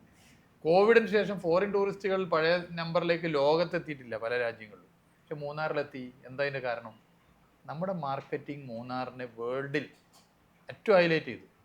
നമ്മൾ കേരളത്തിലെ ടൂറിസ്റ്റ് കേന്ദ്രങ്ങളിൽ ഏറ്റവും അധികം പ്രിഫർ ചെയ്തത് മൂന്നാറിനെ ഹൈലൈറ്റ് ചെയ്യാൻ. അതിൻ്റെ ഗുണമുണ്ടായി. അപ്പോൾ നമ്മൾ ഇന്നോവേറ്റീവായിട്ടുള്ള ഐഡിയാസ്, അതുപോലെ നമ്മൾ ഒരു എല്ലാം ഒരേപോലെയാകരുത്. ഒരേപോലെ ഓരോ റീജിയൻ എടുത്ത് ആ റീജിയൻ എങ്ങനെ പ്രത്യേകം നമുക്ക് ഹൈലൈറ്റ് ചെയ്യാൻ പറ്റും, അങ്ങനെ നോക്കി ബാലൻസ് ചെയ്ത് കാര്യങ്ങൾ ചെയ്താൽ മാറ്റം ഉണ്ടാവും. അതിലിപ്പോൾ ഓണത്തിന് കണ്ടത്, ഓണം എല്ലാ കാലവും ഉണ്ടാകുന്നതാണല്ലോ. പക്ഷെ ഓണത്തിന് വേണ്ടി മാത്രം ഫോറിൻ ടൂറിസ്റ്റുകൾ വരുന്ന കേരളത്തിൽ ആദ്യമായിട്ടാണ്. ഒരു കൊല്ലത്തെ വർക്കാണ്, ഒരു 1 ഇയർ വർക്ക്. 10 രാജ്യങ്ങളിൽ നിന്ന് ആൾ വന്നു. എന്താണ് ഓണം, ഓണം എന്താണ്, ഓണത്തിൻ്റെ ഗുണം എന്താണ്, ഇതിങ്ങനെ പ്രചരിപ്പിച്ച് എന്നാൽ പിന്നെ ഒന്ന് പോയി കളയാമെന്ന് കരുതി. ഇതാണോ സാധ്യത? ഇതിന് 100 ഇരട്ടി സാധ്യതയുണ്ട്. അപ്പോൾ ഓണം, മതസാഹോദര്യം, കേരളത്തിൻ്റെ സമൃദ്ധി, സ്നേഹം, സഹവർത്തിത്വം, ഓണത്തിൻ്റെ പ്രത്യേകത, കേരളത്തിലാകെയുള്ള ഓണാഘോഷം, ഇതൊക്കെ കൊണ്ട് ലോകത്ത് മാർക്കറ്റ് ചെയ്യാൻ പറ്റിയാൽ സ്പെയിനിലും ജപ്പാനിലും ഒക്കെ ചില പ്രധാനപ്പെട്ട ഫെസ്റ്റിവലുകൾ നിങ്ങൾ കണ്ടില്ല, അതിനുവേണ്ടി മാത്രം ആൾ വരുന്നു. അതുപോലെ കേരളത്തിലേക്ക് ഓണത്തിന് ആൾ വരും. അങ്ങനെ വരുമ്പോൾ നമ്മുടെ റവന്യൂ വർദ്ധിക്കും. ഓണത്തിന് വരുന്നപ്പോൾ പിന്നെ ഓണത്തിന് മാത്രമായിട്ടല്ല വരും, ആ രാജ്യത്ത് നിന്ന് പല സമയത്തും വരും. ഇപ്പോൾ ഫെസ്റ്റിവലുകളെ നമ്മൾ മാർക്കറ്റ് ചെയ്യുന്നു, പ്രത്യേക സ്ഥലങ്ങളിലെ പ്രത്യേക സ്ഥലത്ത് മാർക്കറ്റ് ചെയ്യുന്നു, ഇന്നോവേറ്റീവായിട്ടുള്ള ഐഡിയാസ് വരുന്നു. ഇതാണ് ടൂറിസത്തിന് വേണ്ടത്. അപ്പം അത് നമുക്ക് നല്ല മാറ്റം ഉണ്ടാക്കാൻ സാധിച്ചു. ഇത് ഒരു സാധാരണ ഒരു മിനിസ്റ്ററെ നമ്മളെടുത്ത കേരളത്തിലെ ഏത് വീട്ടിൽ പോയാലും ഉള്ള പോലെയല്ല സാറിൻ്റെ വീട്. അപ്പോൾ സാറ് റിലാക്സ് ചെയ്യാനായിട്ട് ഇത് ഒരു അൺവൈൻഡ് ചെയ്യാനായിട്ട് ചെല്ലുമ്പോൾ കേരളത്തിലെ ഏറ്റവും വലിയ നേതാവിൻ്റെ, മുഖ്യമന്ത്രിയുടെ വീട്ടിലോട്ടാണ് സാറ് ചെല്ലേണ്ടി വരുന്നത് പലപ്പോഴും. അപ്പോൾ പലപ്പോഴും ഒരു ആസ് എ സാധാരണ സിറ്റിസൺ ഞാൻ ആലോചിക്കാറുണ്ട്, 2 പൊളിറ്റിക്കൽ ലീഡേഴ്സ് ഒരു വീട്ടിൽ വരുന്ന സമയത്ത് ഒരാൾ കേരള മുഖ്യമന്ത്രിയാണ്. അപ്പം അവിടെ സാറ് ചെന്ന് കഴിയുമ്പോൾ ഈ സാധാരണ മരുമക്കൾ അമ്മായച്ചൻ പോലത്തെ ബന്ധങ്ങളൊക്കെ ശരിക്കും ഈ നിങ്ങൾ തമ്മിലും അങ്ങനത്തെ ആണോ, അങ്ങനെ ഒരു അത്ര വാം ആയിട്ടുള്ള അങ്ങനത്തെ ഫീലിങ്സ് ഒക്കെ തന്നെയാണോ അവിടെ എന്ന് ഞാൻ ആലോചിക്കാറുണ്ട്. ബിക്കോസ് അത് ഭയങ്കര ക്യൂരിയസ് ആണ് ആളുകളെല്ലാം അത് ചിന്തിക്കുമ്പോൾ. അല്ല, മുഖ്യമന്ത്രി വീട്ടിൽ സാധാരണ മനുഷ്യൻ തന്നെയാണ്. എല്ലാ കാര്യങ്ങളും സാധാരണ അദ്ദേഹം ഒരു ഗൃഹനാഥൻ എന്നുള്ള നിലയിൽ ഉള്ളതുപോലെ എല്ലാ കാര്യവും മനസ്സിലാക്കുന്നുണ്ട്. ഇപ്പം അദ്ദേഹത്തെ കേരള മുഖ്യമന്ത്രിയെ, ഇൻഫാക്ട് പിണറായി വിജയൻ എന്ന് പറയുന്ന വലിയ നേതാവിനെ ഏറ്റവും അടുത്ത് കാണാൻ ഭാഗ്യം ലഭിച്ചിട്ടുള്ള ആളുകളിൽ ഒരാളാണ് താങ്കൾ. അദ്ദേഹത്തിനെ ഒരു പൊളിറ്റിക്കൽ ലീഡറായിട്ട് കാണുന്നുണ്ട്, അദ്ദേഹത്തിനെ ഒരു അച്ഛൻ്റെ സ്ഥാനത്ത് താങ്കൾക്ക് കാണാൻ കഴിയുന്നുണ്ട്. അപ്പം എല്ലാ തരത്തിലും കാണുന്നതിൽ നിന്ന് ആ ജീവിതത്തിൽ നിന്നും എനിക്ക് അടർത്തിയെടുക്കണമെന്ന് തോന്നിയ അല്ലെങ്കിൽ എടുത്തിട്ടുള്ള കാര്യങ്ങൾ എന്തൊക്കെയാണ്? അദ്ദേഹത്തിൽ നിന്ന് പഠിച്ച കാര്യങ്ങൾ എന്തൊക്കെയാണ്? അദ്ദേഹത്തിൽ നിന്ന് എനിക്ക് തോന്നുന്നു ഏറ്റവും നമ്മൾ മാതൃകയാക്കേണ്ട ഒരു കാര്യം ഹാർഡ് വർക്ക് ആണ്. കഠിനാധ്വാനിയാണ് അദ്ദേഹം. ഇപ്പം ഞങ്ങൾ റോഡ് വിഷയത്തിന് ശ്രീ നിതിൻ ഗഡ്കരിയെ കാണാൻ പോയിരുന്നു. അദ്ദേഹം പ്രധാനമന്ത്രിയൊക്കെ കാണാൻ പോയതാണ്. ഞാൻ ധനകാര്യമന്ത്രി, ഞങ്ങളൊക്കെ ധനകാര്യമന്ത്രി വേറെ, ധനകാര്യ വകുപ്പ് കേന്ദ്രമന്ത്രിയെ കാണാൻ പോയി. റോഡ് വിഷയം, ഹൈവേ വിഷയത്തിന് പോയിരുന്നു. അങ്ങനെ ഒരുമിച്ചുള്ള യാത്രയും. അദ്ദേഹം മുഖ്യമന്ത്രി അവിടെ മുന്നിലിരിക്കുന്നുണ്ട്, ഞങ്ങൾ ബാക്കിലിരിക്കുന്നുണ്ട്. ഫ്ലൈറ്റ് പോവാൻ ഇവിടുന്ന് സ്റ്റാർട്ട് ചെയ്തത് മുതൽ അവസാനിക്കുന്നവർ അദ്ദേഹം എഴുത്താണ്. ഞാൻ പലപ്പോഴും ശ്രദ്ധിച്ചൊരു കാര്യമാണ്, അദ്ദേഹം ഇരുന്ന് എഴുതി കാര്യങ്ങൾ ഒരുപാട് സമയം അതിനു വേണ്ടി ചിലവഴിക്കും. ഡെഡിക്കേറ്റഡ് ആണ്. അദ്ദേഹത്തിൻ്റെ ഡെഡിക്കേഷനും ഹാർഡ് വർക്കിങ്ങും ഏതൊരു മനുഷ്യനും മാതൃകയാക്കാം. അദ്ദേഹത്തോട് രാഷ്ട്രീയ വിയോജിപ്പുകളുള്ളവർ പോലും മാതൃകയാക്കേണ്ട രീതിയാണ്.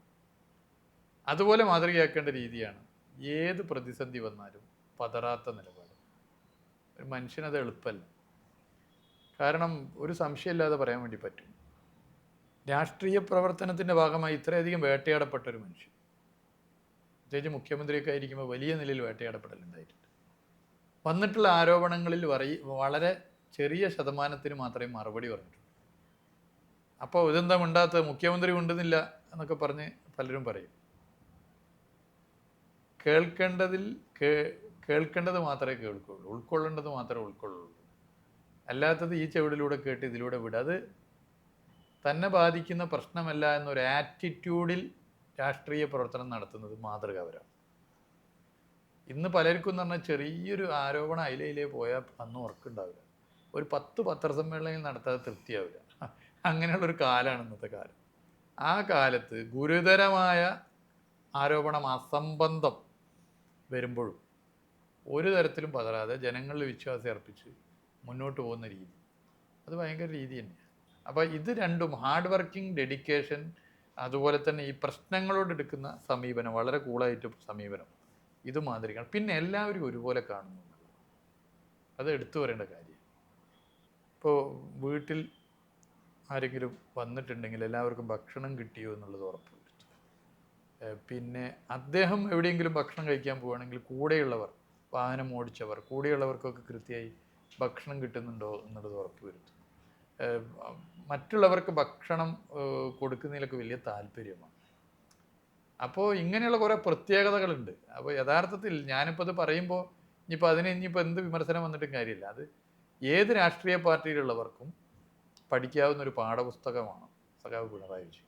ഒരു ആളെപ്പറ്റി അങ്ങനെ ഒരു തെറ്റായ ഒരു വ്യക്തിപരമായ ഒരു ആക്ഷേപം ഉന്നയിച്ച് നശിപ്പിക്കുക, അല്ലെങ്കിൽ ഇപ്പോൾ രാഷ്ട്രീയ രംഗത്ത് മറ്റൊരു ചേരിയിലാണെങ്കിൽ അവർക്ക് എന്തെങ്കിലും ഒരു പ്രശ്നം വന്നാൽ അതെങ്ങനെ വഷളാക്കി അവരെ നശിപ്പിക്കുക, അങ്ങനെയൊന്നും ചിന്തിക്കുന്നില്ല. ഒരു നല്ല മനസ്സിനുടമയാണ്.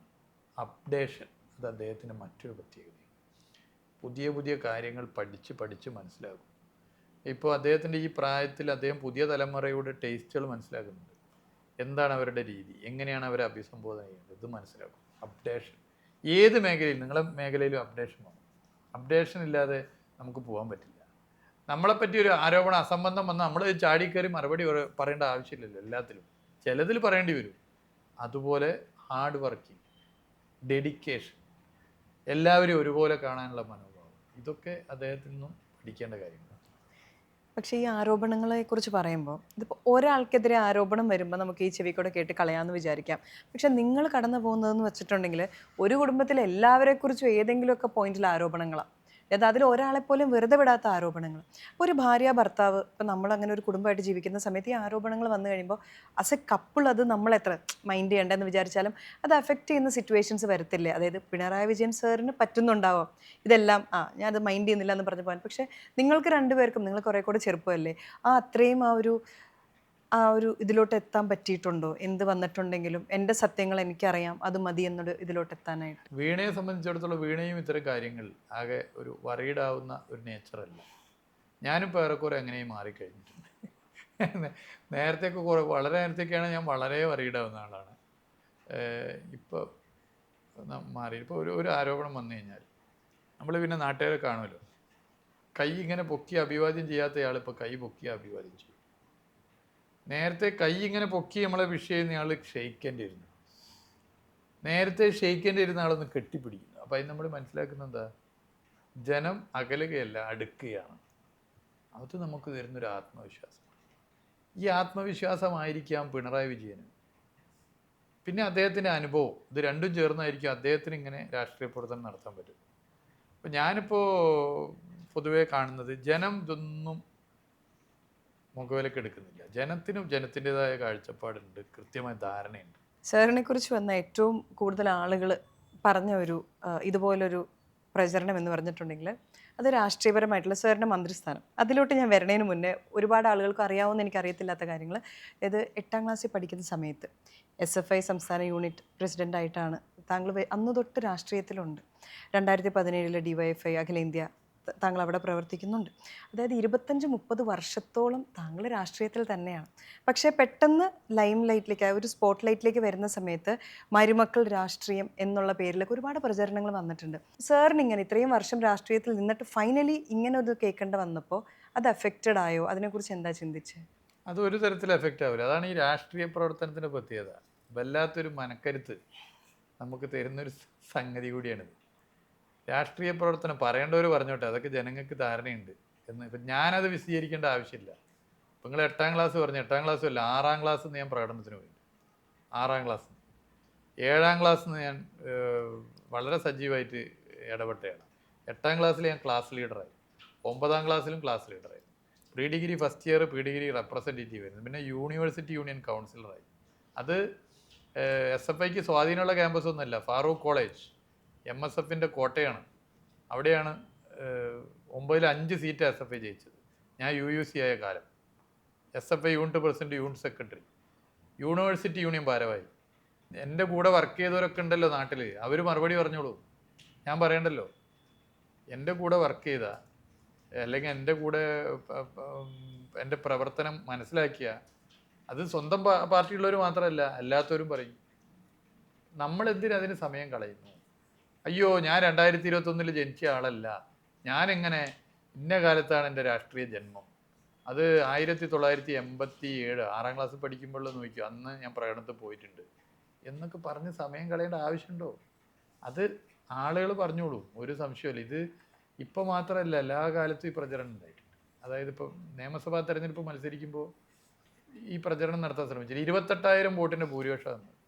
ആ നിയോജക മണ്ഡലത്തിലെ ഏറ്റവും വലിയ റെക്കോർഡ് ഭൂരിപക്ഷത്തിൻ്റെ ഇരട്ടിയാണ്.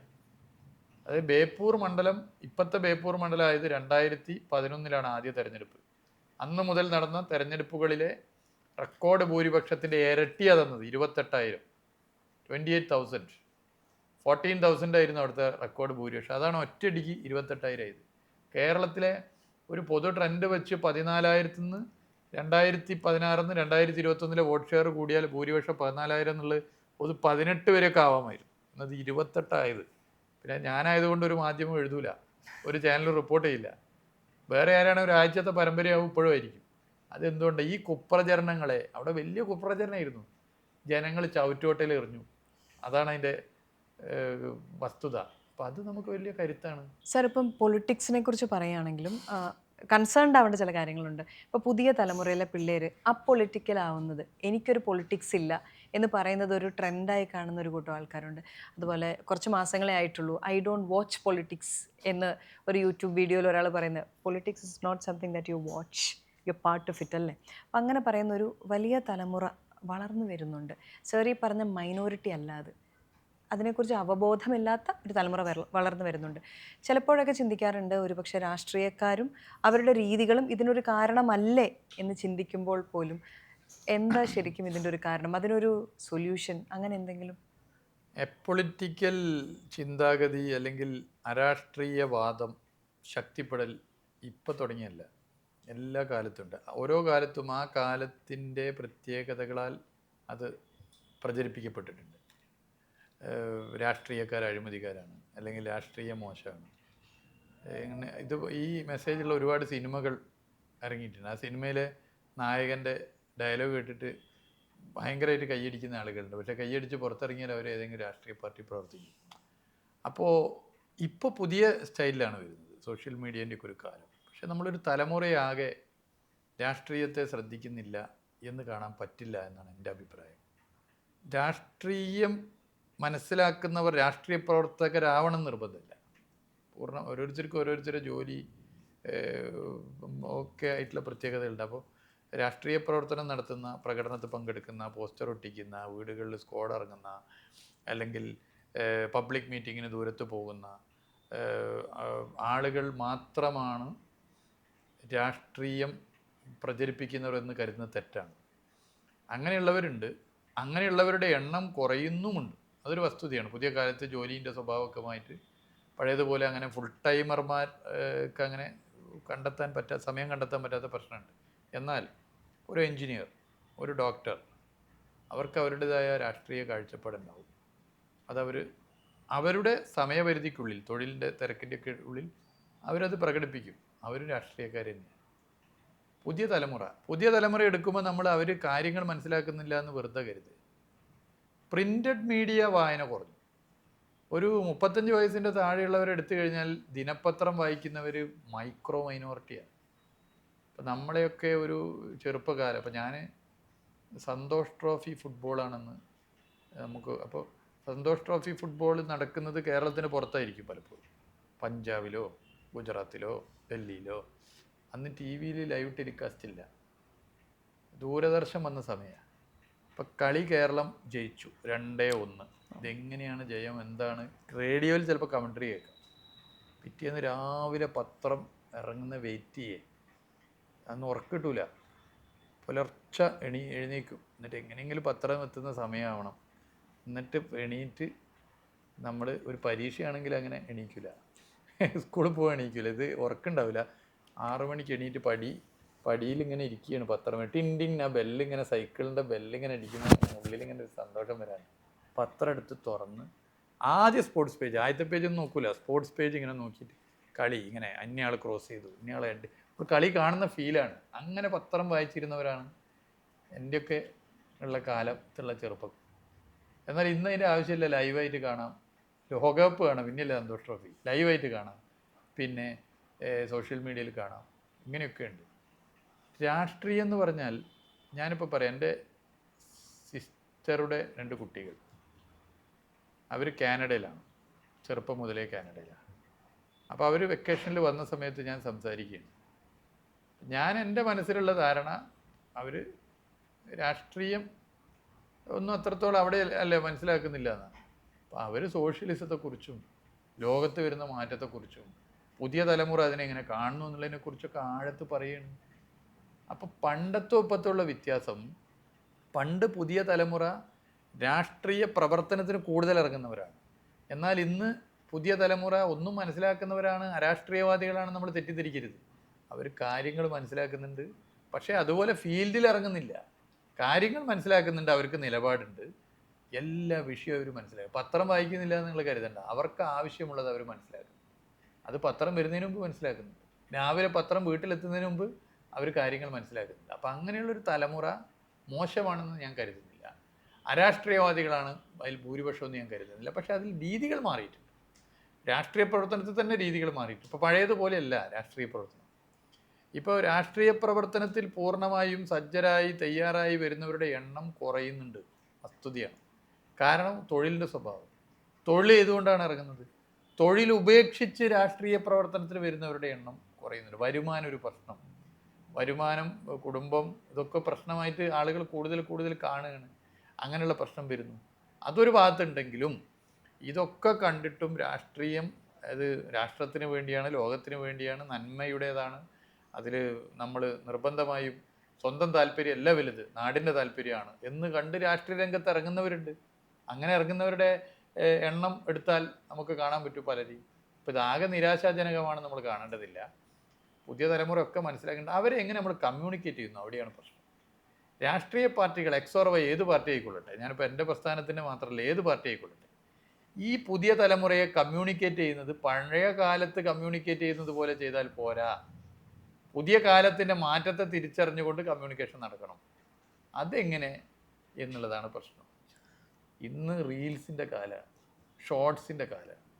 2.5 മണിക്കൂർ പ്രസംഗിക്കുന്ന കാര്യം 2.5 മിനിറ്റിൽ എങ്ങനെ പറഞ്ഞ് പ്രതിഫലിപ്പിക്കാൻ പറ്റും? കാരണം അത് റീൽസും ഷോർട്സും ആയിട്ട് പോകുന്ന കാലമാണ്. ഇപ്പം 2.5 മിനിറ്റ് പോലും കേൾക്കാൻ താല്പര്യം കാട്ടാത്ത ഒരു സമൂഹം, ഒരു തലമുറയുടെ ലോകത്താണ് നമ്മുടെ രാഷ്ട്രീയ പ്രവർത്തനം. അവിടെയാണ് നമ്മൾ 2.5 മണിക്കൂർ പ്രസംഗം നടത്തുന്നത്. അതുകൊണ്ട് 2.5 മണിക്കൂർ പറയണ്ടെന്നല്ല, അത് പറയണം. പക്ഷേ ഈ ഒരു ആംഗിൾ നമ്മൾ ഓർക്കേണ്ടതുണ്ട്. കോവിഡിന് ശേഷം വന്നിട്ടുള്ള മറ്റൊരു പ്രശ്നം അറ്റൻഷൻ ഡെഫിസിറ്റ്. നിങ്ങൾക്ക് നിങ്ങളുടെ സ്കൂളിൽ പഠിച്ച കുട്ടികളെ പേര് ഇപ്പോഴും ഓർമ്മ ഉണ്ടാവും, പക്ഷേ ഇന്നലെ പരിചയപ്പെട്ട ഒരാളുടെ പേര് മറന്നുപോകും. ഉറപ്പല്ലേ? നിങ്ങൾ ഓർത്ത് നോക്ക്. ഒരാഴ്ച മുമ്പ് നിങ്ങൾ നടന്ന സംഭവം ഓർക്കാൻ പറ്റുന്നുണ്ടോ? എന്നാൽ നിങ്ങൾ ചെറുപ്പകാലത്തെ ചില സംഭവങ്ങൾ മനസ്സിലുണ്ടോ? പാർട്ടി അംഗങ്ങൾ ഇരിക്കും. കാരണം പാർട്ടി അംഗങ്ങൾ എന്ന് പറഞ്ഞാൽ ഡെഡിക്കേറ്റഡ് ആയിട്ട് ഇരിക്കുന്നവരാണ്. പ്രത്യേകിച്ച് ഞങ്ങളെ പാർട്ടി എന്നൊക്കെ പറഞ്ഞാൽ കേഡർ സ്വഭാവമുള്ള പാർട്ടിയാണ്, അതിൽ ആളുകൾ ഇരിക്കും. എന്നാൽ പുതിയ തലമുറ, പൊതുജനം അങ്ങനെ ഇരിക്കും നമ്മൾ കരുതരുത്. അപ്പോൾ അവർ ഹൗ വി ക്യാൻ കമ്മ്യൂണിക്കേറ്റ്, അതൊരു പ്രശ്നമാണ്. നമ്മുടെ കമ്മ്യൂണിക്കേഷനിൽ വരുത്തേണ്ട മാറ്റം അത് പ്രധാന പ്രശ്നമാണ്. പുതിയ തലമുറയുടെ കുഴപ്പമില്ല, അത് ഞാൻ ഉൾപ്പെടുന്ന രാഷ്ട്രീയ നേതൃത്വത്തിൻ്റെ കുഴപ്പമാണ്. അവരെ കമ്മ്യൂണിക്കേറ്റ് ചെയ്യാൻ എങ്ങനെയൊക്കെ പറ്റും എന്നുള്ളതാണ് ഞങ്ങളെല്ലാവരും ആലോചിക്കുന്നത്. ഞങ്ങളുടെ പാർട്ടി ഇപ്പോൾ അത് ആലോചിച്ചുകൊണ്ട് ഇടപെട്ടുകൊണ്ടിരിക്കുന്നുണ്ട്. എല്ലാ പാർട്ടിയും ആ നിലയിൽ കമ്മ്യൂണിക്കേറ്റ് ചെയ്യും. അല്ല, അതുകൊണ്ട് പുതിയ ജനറേഷൻ രാഷ്ട്രീയത്തോട് താല്പര്യമില്ലാത്തവരല്ല. മനുഷ്യനുള്ള കാലത്തോളം രാഷ്ട്രീയവും രാഷ്ട്രീയ പാർട്ടികളും ഉണ്ടാവും. സർ, ഇപ്പം ഒരു സാധാരണക്കാരനെ സംബന്ധിച്ചിടത്തോളം അവൻ ജോലി കഴിയുന്നു, വീട്ടിൽ ചെല്ലുന്നു, ഒരു വീക്കെൻഡെങ്കിലും അവന് അൺവൈൻഡ് ചെയ്യാനായിട്ടുള്ളൊരു സമയം കിട്ടും. കാരണം അവൻ്റെ കുടുംബത്തിൻ്റെ ഉത്തരവാദിത്തങ്ങൾ, അവൻ്റെ കമ്പനിയുടെ ഉത്തരവാദിത്തങ്ങൾ അവൻ എടുക്കുന്നുള്ളൂ. പക്ഷേ സാറിനെ പോലെ ഒരാളെ സംബന്ധിച്ചിട്ടുണ്ടെങ്കിൽ ഒരുപാട് ആളുകൾ ഉത്തരവാദിത്തം എടുക്കുന്ന ഒരാളാണ്. അപ്പം ഈ ഔദ്യോഗിക ചുമതലകളെല്ലാം മാറി നിൽക്കുന്ന, അല്ലെങ്കിൽ ഒന്ന് അൺവൈൻഡ് ചെയ്യണമെന്ന് തോന്നുമ്പോൾ എങ്ങനെയാണ് റിയാസ് മിനിസ്റ്റർ അൺവൈൻഡ് ചെയ്യുന്നത്? എങ്ങനെയാണ്? ഇത് 2-3 പ്രശ്നമുണ്ട്. ഒന്നൊരു മനുഷ്യനെ സംബന്ധിച്ചിടത്തോളം എത്ര നമ്മൾ ആക്റ്റീവാണ് ഒക്കെ ആണെങ്കിലും നമുക്ക് നമ്മുടേതായ ഒരു കുറച്ച് സമയം ചിന്തിക്കാനെങ്കിലും വേണം. പല തരത്തിലുള്ള രാഷ്ട്രീയ പ്രവർത്തകരുണ്ട്. ചിലർ വായന കൂടുതൽ സമയം കണ്ടെത്തും, പ്രഭാഷണത്തിൽ കൂടുതൽ സമയം കണ്ടെത്തും. എന്നാൽ ജനങ്ങളുമായി ബന്ധപ്പെടുന്നതിൽ അത്രത്തോളം സമയം കണ്ടെത്തിക്കൊള്ളണമെന്നില്ല. എന്നാൽ ചിലർ ജനങ്ങളുമായി പരമാവധി സമയം ജനങ്ങളുമായി സംസാരിക്കുക, പരിപാടികൾ പങ്കെടുക്കുക, ജനങ്ങളുടെ പ്രശ്നങ്ങൾ കേൾക്കുക, ഇടപെടുക. അവരെ സംബന്ധിച്ചിടത്തോളം വായിക്കാതെ നേരം ഉണ്ടാവില്ല. അവർക്ക് പിന്നെ മറ്റ് കാര്യങ്ങൾക്കും നേരം കുറവായിരിക്കും. അപ്പം എന്നെ സംബന്ധിച്ചിടത്തോളം ജീവിതത്തിൽ സിനിമ കാണലൊക്കെ നിർബന്ധമാണ്. ചെറുപ്പത്തിലേ ശീലിച്ചു വന്നതാണ്. ആഴ്ചയിൽ ഒരിക്കലും ഒരു സിനിമ കുടുംബമായിട്ട് കാണാറുണ്ട്. ഇപ്പോഴും കുടുംബമായിട്ട് ഞാനും വൈഫും സിനിമ കാണാറുണ്ട്. ഞങ്ങൾ ഒരുമിച്ചാണ് കാണാറ്. തിയേറ്ററിൽ പോയി കാണും, അത് നിർബന്ധം. തിയേറ്ററിൽ നിന്ന് കാണുന്നതിൻ്റെ ഒരു സുഖം നമുക്ക് വേറെ എവിടെയും കിട്ടില്ല. പിന്നെ നമ്മൾ എന്തൊക്കെ പറഞ്ഞാലും അതിന് സമയം കണ്ടെത്തണം, വായനക്ക് കണ്ടെത്തണം. സിനിമ, അതുപോലെ നമ്മുടെ പാട്ട് കേൾക്കൽ എനിക്കൊരു പ്രശ്നം. അപ്പോൾ ഞാൻ ഇങ്ങോട്ട് വരുമ്പോൾ അവിടെ നിന്ന് ഇങ്ങോട്ടുള്ള സമയത്ത് ഞാനൊരു 6-7 പാട്ട് കേട്ടു. പാട്ട് കേൾക്കണം, സിനിമ കാണണം, സുഹൃത്തുക്കൾക്കൊക്കെ സമയം കണ്ടെത്തണം, കുറച്ച് കളിക്കണം, ഇതൊക്കെ വേണം. അതിപ്പോൾ മന്ത്രിയാണ് എന്നുള്ളത് കൊണ്ട് ഇതൊന്നും മാറ്റി നിർത്തുന്നതിനോട് എനിക്ക് യോജിക്കാൻ പറ്റില്ല. പിന്നെ ഫാമിലിൻ്റെ കൂടെ, നമ്മൾ സുഹൃത്തുക്കളുടെ കൂടെ, അപ്പം അതിന് സമയം കണ്ടെത്താൻ പഴയതുപോലെ പറ്റുന്നില്ല, ഒരു വസ്തുതയാണ്. പക്ഷെ പരമാവധി ശ്രമിക്കാറുണ്ട്. ഒരു ദിവസത്തെ എൻ്റെ സമയം എടുത്ത് പരിശോധിച്ചാൽ നമ്മൾ ഇതിൽ കുറേയും കൂടി വായന, എഴുത്ത്, എന്തെങ്കിലും നമ്മൾ എഴുതണം. എഴുതുമ്പോഴാണ് നമ്മളെ മൈൻഡും റിഫ്രഷ് ആവുക, മൈൻഡ് മെമ്മറി കൂടുക. എഴുത്ത് എന്ന് പറയുന്ന സാധനം കുറയുന്നു. നമ്മുടെ കാര്യങ്ങൾ എഴുതണം.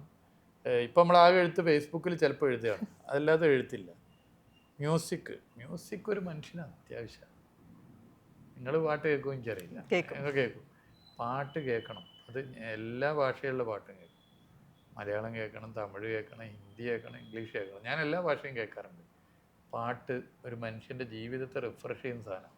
ഞാൻ പാട്ട് കേൾക്കാറുണ്ട്, യാത്രയിലൊക്കെ കേൾക്കാറുണ്ട്, മണിക്കൂറുകളുള്ള പാട്ട് കേൾക്കാറുണ്ട്. സിനിമ കാണാറുണ്ട്. ഇപ്പോൾ ഇറങ്ങിയ പുതിയ സിനിമയൊക്കെ ഞാൻ കണ്ടു. തിയേറ്ററിൽ തന്നെ പോയി കണ്ടതാണ്, ഫാമിലിയായിട്ട് പോയി കണ്ടതാണ്. പിന്നെ ഭക്ഷണം നമ്മൾ വീട്ടിൽ നിന്ന് കഴിക്കണം. കേരളത്തിൻ്റെ പ്രത്യേകത, കേരളത്തിൻ്റെ ഓരോ ജില്ലയിലും ഓരോ പ്രത്യേക തരം ഭക്ഷണമുണ്ട്. ആസ്വദിച്ച് കഴിക്കും ഭക്ഷണം. ഇപ്പോൾ കോഴിക്കോട് എടുത്തു കഴിഞ്ഞാൽ നല്ല നെയ്ച്ചോറും മട്ടൺ സ്റ്റൂ. കോഴിക്കോട്ടെ നെയ്ച്ചോറും മട്ടൺ സ്റ്റൂ ഒരു പ്രത്യേക ടേസ്റ്റാണ്. നെയ്ച്ചോറിൻ്റെ പ്രത്യേകത അവസാനിപ്പിക്കാൻ തോന്നില്ല. കുറച്ച് എടുത്ത് വിളമ്പി അത് കഴിച്ച് പിന്നെ നിർത്തിയാൽ കുറച്ചും കൂടി ഇടാൻ തോന്നും, പിന്നെ നിർത്തിയാൽ കുറച്ചും കൂടി ഇടാൻ തോന്നും. അതാണ് നെയ്ച്ചോറും മട്ടൺ സ്റ്റൂവിൻ്റെയും പ്രത്യേകത. ഇങ്ങോട്ട് വന്ന ആലപ്പുഴ കരിമീൻ, ഇങ്ങോട്ട് കരിമീൻ എത്തി, ഇങ്ങനെ ഓരോ സ്ഥലവും. അവിടെ തലശ്ശേരി ബിരിയാണി, അങ്ങനെ കേരളത്തിൻ്റെ ഓരോ ഭാഗത്തും അതിൻ്റേതായ പ്രത്യേകതയുള്ള ഭക്ഷണം. ഇതൊക്കെ ആസ്വദിച്ച് കഴിക്കും. തിരക്ക് പിടിച്ച് ഭക്ഷണം കഴിക്കുക, ആസ്വദിച്ച് കഴിക്കും. ഒരു മീൻ കഴിക്കുന്ന ആളാണെങ്കിൽ മീൻ അങ്ങനെ ആസ്വദിച്ച് കഴിക്കും, ഭക്ഷണം ആസ്വദിച്ച് കഴിക്കണം.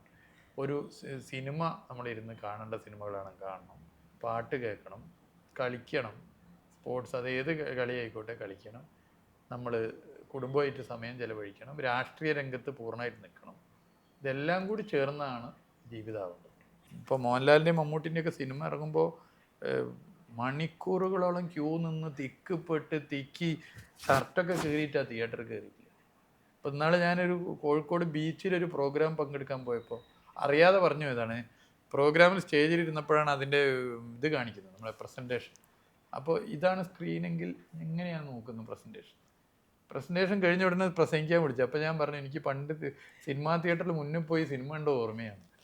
സ്കൂൾ പഠിക്കുമ്പോൾ ഞങ്ങൾ 9ലും 10ലൊക്കെ പഠിക്കുമ്പോൾ ടിക്കറ്റ് എടുത്ത് കയറുന്ന ഏറ്റവും മുന്നിൽ. അന്ന് ടിക്കറ്റ് ചാർജൊക്കെ വളരെ കുറവാണ്. അതും കൂടിയാണ് ഒരു പ്രശ്നം. വീട്ടിൽ നിന്ന് പൈസ ഒക്കെ നമുക്ക് ചോദിച്ച് ബാൽക്കണി തന്നെ കുറവാണല്ലോ. ബാൽക്കണി കഴിഞ്ഞാൽ അതിൻ്റെ താഴത്തുള്ളത്, പിന്നെ ഏറ്റവും മുകളിൽ സ്ക്രീനിൽ ഇങ്ങനെ സ്ക്രീൻ നോക്കി കാണുന്നത് അവിടെ ഇരുന്നിട്ടാണല്ലോ സിനിമ കാണുന്നത്. അപ്പോൾ സിനിമ, സ്പോർട്സ് പറഞ്ഞാൽ ഷട്ടിൽ, ക്രിക്കറ്റ്, ഫുട്ബോൾ, ഇതിൻ്റെയൊക്കെ സ്കൂൾ ടീമിൽ അംഗമായിരുന്നു. പിന്നെ ചെസ്സ് കളിക്കുമായിരുന്നു. ചെസ്സും അത്യാവശ്യം നന്നായി ഈ ടൂർണമെൻറ്റുകളിലൊക്കെ പങ്കെടുക്കാൻ പറ്റിയിട്ടുണ്ട്. അപ്പോൾ സിനിമ, സ്പോർട്സ്, പിന്നെ ഇതിൻ്റെയൊക്കെ മുകളിലായിരുന്നു രാഷ്ട്രീയം എന്ന് പറഞ്ഞാൽ നമുക്ക് അങ്ങനെയാണ്. അത് അദ്ദേഹത്തിന് അറിയായിരുന്നു.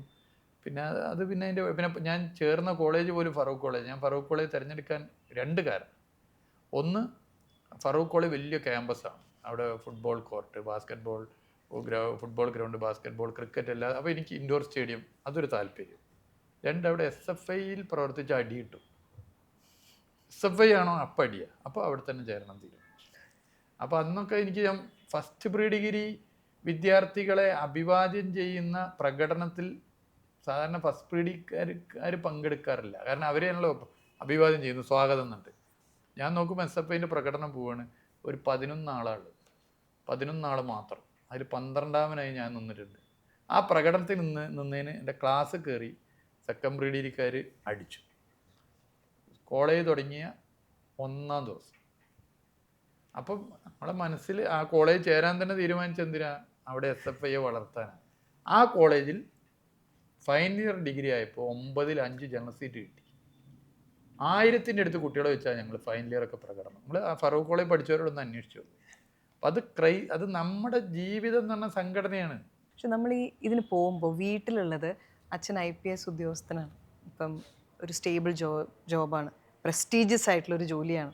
അപ്പോൾ അദ്ദേഹത്തിന് അടുത്തോട്ട് ചെന്നിട്ട് അദ്ദേഹത്തിന് നേരത്തെ തന്നെ മനസ്സിലായല്ലോ ഈ വഴിയാണ് ഞാൻ തിരഞ്ഞെടുക്കുന്നതെന്ന്. അങ്ങനെ ഒരാളുടെ അടുത്ത് എന്ന് പറയുമ്പോൾ അത് ഈസിലി ആക്സെപ്റ്റബിൾ ആയിരുന്നു അന്നത്തെ കാലത്ത് ആ വീട്ടിൽ? അത് ഞാൻ പലപ്പോഴും ചിന്തിച്ച കാര്യം. ഞാൻ യാത്രയിലൊക്കെ ഇങ്ങനെ പോവും, പലപ്പോഴും ആലോചിച്ചൊരു കാര്യം. അപ്പം അന്ന് വാപ്പ അല്ലെങ്കിൽ കുടുംബം ശക്തമായി എതിർത്തിരുന്നെങ്കിൽ എതിർപ്പ് തന്നെയാണ്.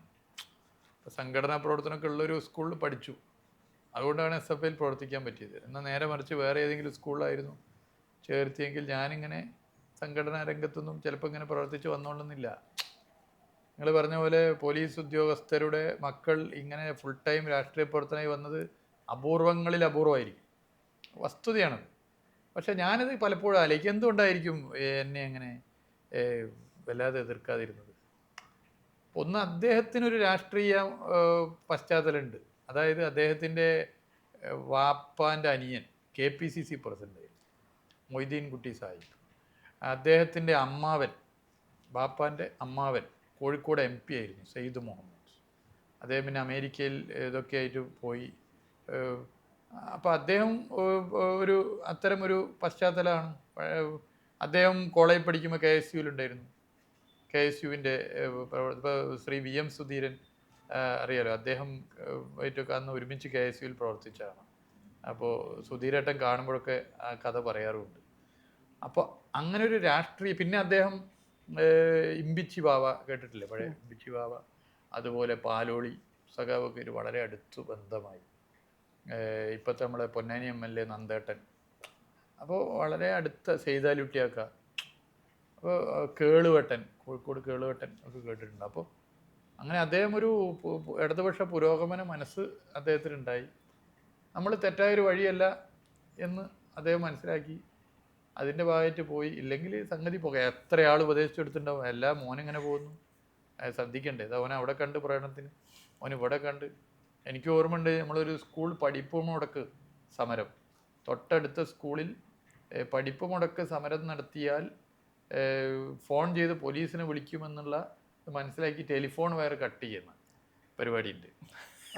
അങ്ങനെയൊക്കെ ഉണ്ട് ഇപ്പോൾ. അപ്പോൾ അങ്ങനെയൊക്കെ നമ്മൾ പോകുന്ന സമയത്ത് പോലീസ് വന്ന് പിടിച്ചു. ചെറിയ കുട്ടിയല്ലേ, 8-ലോ 9-ലോ നമ്മളെ. അങ്ങനെയൊക്കെയുള്ള ജീവിതത്തിലെ അനുഭവം. അപ്പം ഇതൊക്കെ അദ്ദേഹം അറിഞ്ഞിട്ടുണ്ടാവും. പക്ഷേ എന്നിട്ടും നമ്മൾ ഇവിടുന്ന് എത്രയോ തവണ ജയിലിൽ കിടന്നു. അദ്ദേഹം ഡിപ്പാർട്ട്മെൻറ്റിൽ ജോലി ചെയ്യുന്ന സമയത്തും ജയിലിൽ കിടന്നിട്ടുണ്ട്, എല്ലാ സമയത്തും കിടന്നിട്ടുണ്ട്. ഒരിക്കൽ പോലും ഇനി നീ രാഷ്ട്രീയ പ്രവർത്തനത്തിന് ഇറങ്ങരുത് എന്ന് പറഞ്ഞിട്ടില്ല. പറയാത്തത് രാഷ്ട്രീയ പ്രവർത്തനം, അത് ഏത് രാഷ്ട്രീയ പാർട്ടി ആയിക്കൊള്ളട്ടെ, രാഷ്ട്രീയ പ്രവർത്തനത്തിന് സ്വന്തം താല്പര്യം മാറ്റി ഇറങ്ങുന്ന മനുഷ്യൻ മോശക്കാരനല്ല എന്ന ചിന്താഗതികളുകൊണ്ടാണ്, അതിനെ റെസ്പെക്റ്റ് ചെയ്യുന്നുണ്ടാണ്. രാഷ്ട്രീയത്തെയും രാഷ്ട്രീയ പ്രവർത്തനത്തെയും റെസ്പെക്റ്റ് ചെയ്യുന്ന ഒരു മാതാപിതാക്കളുടെ മകനായതുകൊണ്ട് കൂടിയാണ് എനിക്കിങ്ങനെ ഇറങ്ങാൻ പറ്റിയത്. ഒരു സംശയമില്ല. അതിൽ ഞാൻ അവരോട് നന്ദിയുള്ളവരാണ്. സർ, ഇപ്പം നവംബറിൽ അർജൻറ്റീന ഓസ്ട്രേലിയ ഫ്രണ്ട്ലി മാച്ചോടെ വരികയാണ്. മെസ്സി നാട്ടിലേക്ക് വരികയാണ്. അപ്പോൾ അതിനെക്കുറിച്ച് ഒരുപാട് ഹൈപ്പുണ്ട്. അപ്പോൾ അതിനെക്കുറിച്ച് ഒരുപാട് വാർത്തകൾ വരുന്നുണ്ട്. ശരിക്കും സർക്കാർ ഇത് നടത്തുന്നതുകൊണ്ട് തന്നെ സർക്കാരിനൊരു പൊൻതൂവൽ കൂടി എന്ന് പറയാം ഇങ്ങനൊരു വലിയ ഇവൻറ്റ് ഇവിടേക്ക് കൊണ്ടുവരുന്നതിന്. അപ്പം അത് എങ്ങനെയൊക്കെ നമ്മളെ ഹെൽപ്പ് ചെയ്യും എന്നുള്ളൊരു ചോദ്യം എല്ലാവരും ചോദിക്കാറുണ്ട്. ഒന്ന്, കേരളത്തിലെ ഫുട്ബോൾ പ്രേമികളുടെ എണ്ണം വലിയ അധികമാണ്. അതിൽ തന്നെ ആരാധകരുടെ എണ്ണത്തിൽ അർജൻറ്റീനയും ബ്രസീലുമാണ് ഇങ്ങനെ മുന്നിട്ടേക്കുന്നത്. ഞാനൊരു അർജൻറ്റീനൻ ഫാനാണ്. അതായത് പരസ്യമായിട്ട് പലപ്പോഴും തോറ്റപ്പോഴൊക്കെ പ്രഖ്യാപിച്ച ആളാണ്. ഇപ്പോൾ ഞാൻ പ്രധാനം ചെയ്യുന്ന ബേപ്പൂർ കോൺസ്റ്റിറ്റ്യുവൻസിയിൽ ഒരു ബിഗ് സ്ക്രീനിൽ വേൾഡ് കപ്പ് മത്സരം നടത്തിയിരുന്നു. ഫൈനലൊക്കെ അവിടെ ഇരുന്നിട്ടാണ് കണ്ടത്. ആ മത്സരം നമ്മൾ വിചാരിക്കാത്ത ജനമാണ് അതിൽ വന്നത്. അപ്പോൾ അർജൻറ്റീന എന്ന് പറഞ്ഞാൽ കേരളത്തിൽ പലർക്കും ഒരു വികാരമാണ്. അർജൻറ്റീന വരിക എന്ന് പറഞ്ഞാൽ വലിയ സന്തോഷമുള്ള കാര്യമാണ്. അത് ടൂറിസത്തിന് എങ്ങനെ ഉപയോഗിക്കാം, വളരെ പ്രധാനപ്പെട്ട കാര്യമാണ്. ഇവർ വരുമ്പോൾ തന്നെ കേരളം പ്രസിദ്ധമാവുകയാണ്. കേരളത്തിൻ്റെ ടൂറിസ്റ്റ് കേന്ദ്രങ്ങൾ, കേരളം ഒക്കെ പ്രസിദ്ധമാകുന്ന നിലയിലേക്ക് കൂട്ടായി ഞങ്ങൾ ഗവൺമെൻറ് ചില കാര്യങ്ങൾ ആലോചിക്കും. അത് നടപ്പിലാക്കാനുള്ള എല്ലാ ശ്രമവും ഉണ്ടാവും. ഇവരൊക്കെ വരുന്നൊരു സ്ഥലം തന്നെ നമുക്ക് ഒരു ടൂറിസ്റ്റ് പൊട്ടൻഷ്യലുള്ള കേരളത്തെ ലോകത്തെ മുമ്പാകെ അവതരിപ്പിക്കാനുള്ള അവസരം കൂടിയാണ്. ഇപ്പം 1 തൊട്ട 3 എന്നുള്ളതാണല്ലോ. ഇപ്പം 3ാം തവണയും ഇടതുപക്ഷം അധികാരത്തിൽ വരും എന്ന് സാറിന് തോന്നുന്നുണ്ടോ? ഇനി അങ്ങനെ വരുവാണെങ്കിൽ ശ്രീ പിണറായി വിജയൻ തന്നെ, ആ നേതാവ് തന്നെ ഈ ഒരു സംഘടനയെ എല്ലാത്തിനെയും ഈ രാഷ്ട്രീയത്തിനെ നയിക്കണം, മൊത്തം ഇടതുപക്ഷത്തെ നയിക്കണം എന്നൊരു ചിന്ത, മുഖ്യമന്ത്രിയായി തന്നെ വരണം എന്നൊരു ചിന്താഗതി അങ്ങനെയുമില്ലേ? അല്ല, ഇനിയും ഇടതുപക്ഷ ജനാധിപത്യ മുന്നണി അധികാരത്തിൽ വരും. മുഖ്യമന്ത്രി ആര് എന്നുള്ളത് തീർച്ചയായും പാർട്ടി മുന്നണിയൊക്കെ ആ സമയത്ത് തീരുമാനിക്കും. തെരഞ്ഞെടുപ്പിൻ്റെ ക്യാമ്പയിൻ, തെരഞ്ഞെടുപ്പിൻ്റെ എല്ലാ കാര്യങ്ങളും പിണറായി വിജയൻ ഉൾപ്പെടുന്ന പാർട്ടി നേതൃത്വം നല്ല നിലയിൽ മുന്നോട്ട് കൊണ്ടുപോകും. പിന്നെ 1 തൊട്ടാൽ 3 എന്നുള്ള അത്തരം കാര്യങ്ങളൊന്നും എനിക്ക് വിശ്വാസമില്ല. ഇത് 3 ആവില്ല. ഇതിങ്ങനെ കുറച്ച് കാലം ഇടതുപക്ഷ ഭരണം ഉണ്ടാവും. കാരണം ജനങ്ങൾ ഇഷ്ടപ്പെടുന്നുണ്ട്. നമ്മൾ അഴിമതിയില്ല, 1. 2, വികസനം. കേരളത്തിൽ വന്ന മാറ്റം, പശ്ചാത്തല വികസനം എടുത്തു നോക്ക്. എത്ര റോഡ്, എത്ര പാലം. ഒരു 9 കൊല്ലം മുമ്പ് കേരളത്തിൽ വന്ന ഒരാൾ ഇപ്പോൾ വരുമ്പോഴുള്ള ഈ മാറ്റം കാണാതിരിക്കുമോ? ഒരു LDF മാജിക് അല്ലേ നടന്നത്. അപ്പോൾ അതിൽ ഞങ്ങൾക്ക് നല്ല ആത്മവിശ്വാസമുണ്ട്. പിന്നെ ജനങ്ങളെ ഞങ്ങൾ ഫേസ് ചെയ്യുന്നുണ്ടല്ലോ. ഈ ചാനലിലും അല്ലെങ്കിൽ സോഷ്യൽ മീഡിയകളിലൊന്നുമല്ല കേട്ടോ നാട്ടുകാർ ചിന്ത. നമ്മളൊക്കെ ജനങ്ങളെ അങ്ങനെ കാണുന്നവരാണ്. അവരെ കല്യാണ വീട്ടിലും മരിച്ചോടത്തും അവരുടെ വീട്ടിലെ സന്തോഷത്തിനും അവരുടെ പ്രശ്നങ്ങൾ കേൾക്കാനൊക്കെ ആയിട്ട് ഒരു ദിവസം എത്രയാളെ നേരിട്ട് ഫോണിൽ കൈകാര്യം ചെയ്യുന്നവരാ. അവരോട് സംവദിക്കുന്നവരല്ലേ, സംസാരിക്കുന്നവരല്ലേ. അവരെന്താ ചിന്തിക്കുകയെന്ന് ഞങ്ങൾക്ക് മനസ്സിലാവില്ലേ.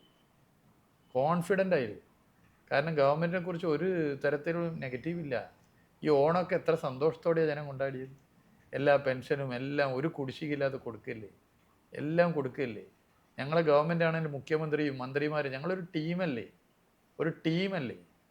ഒരു മനസ്സ് ഒരു ശരീരമല്ലേ ഈ ഗവൺമെൻറ്.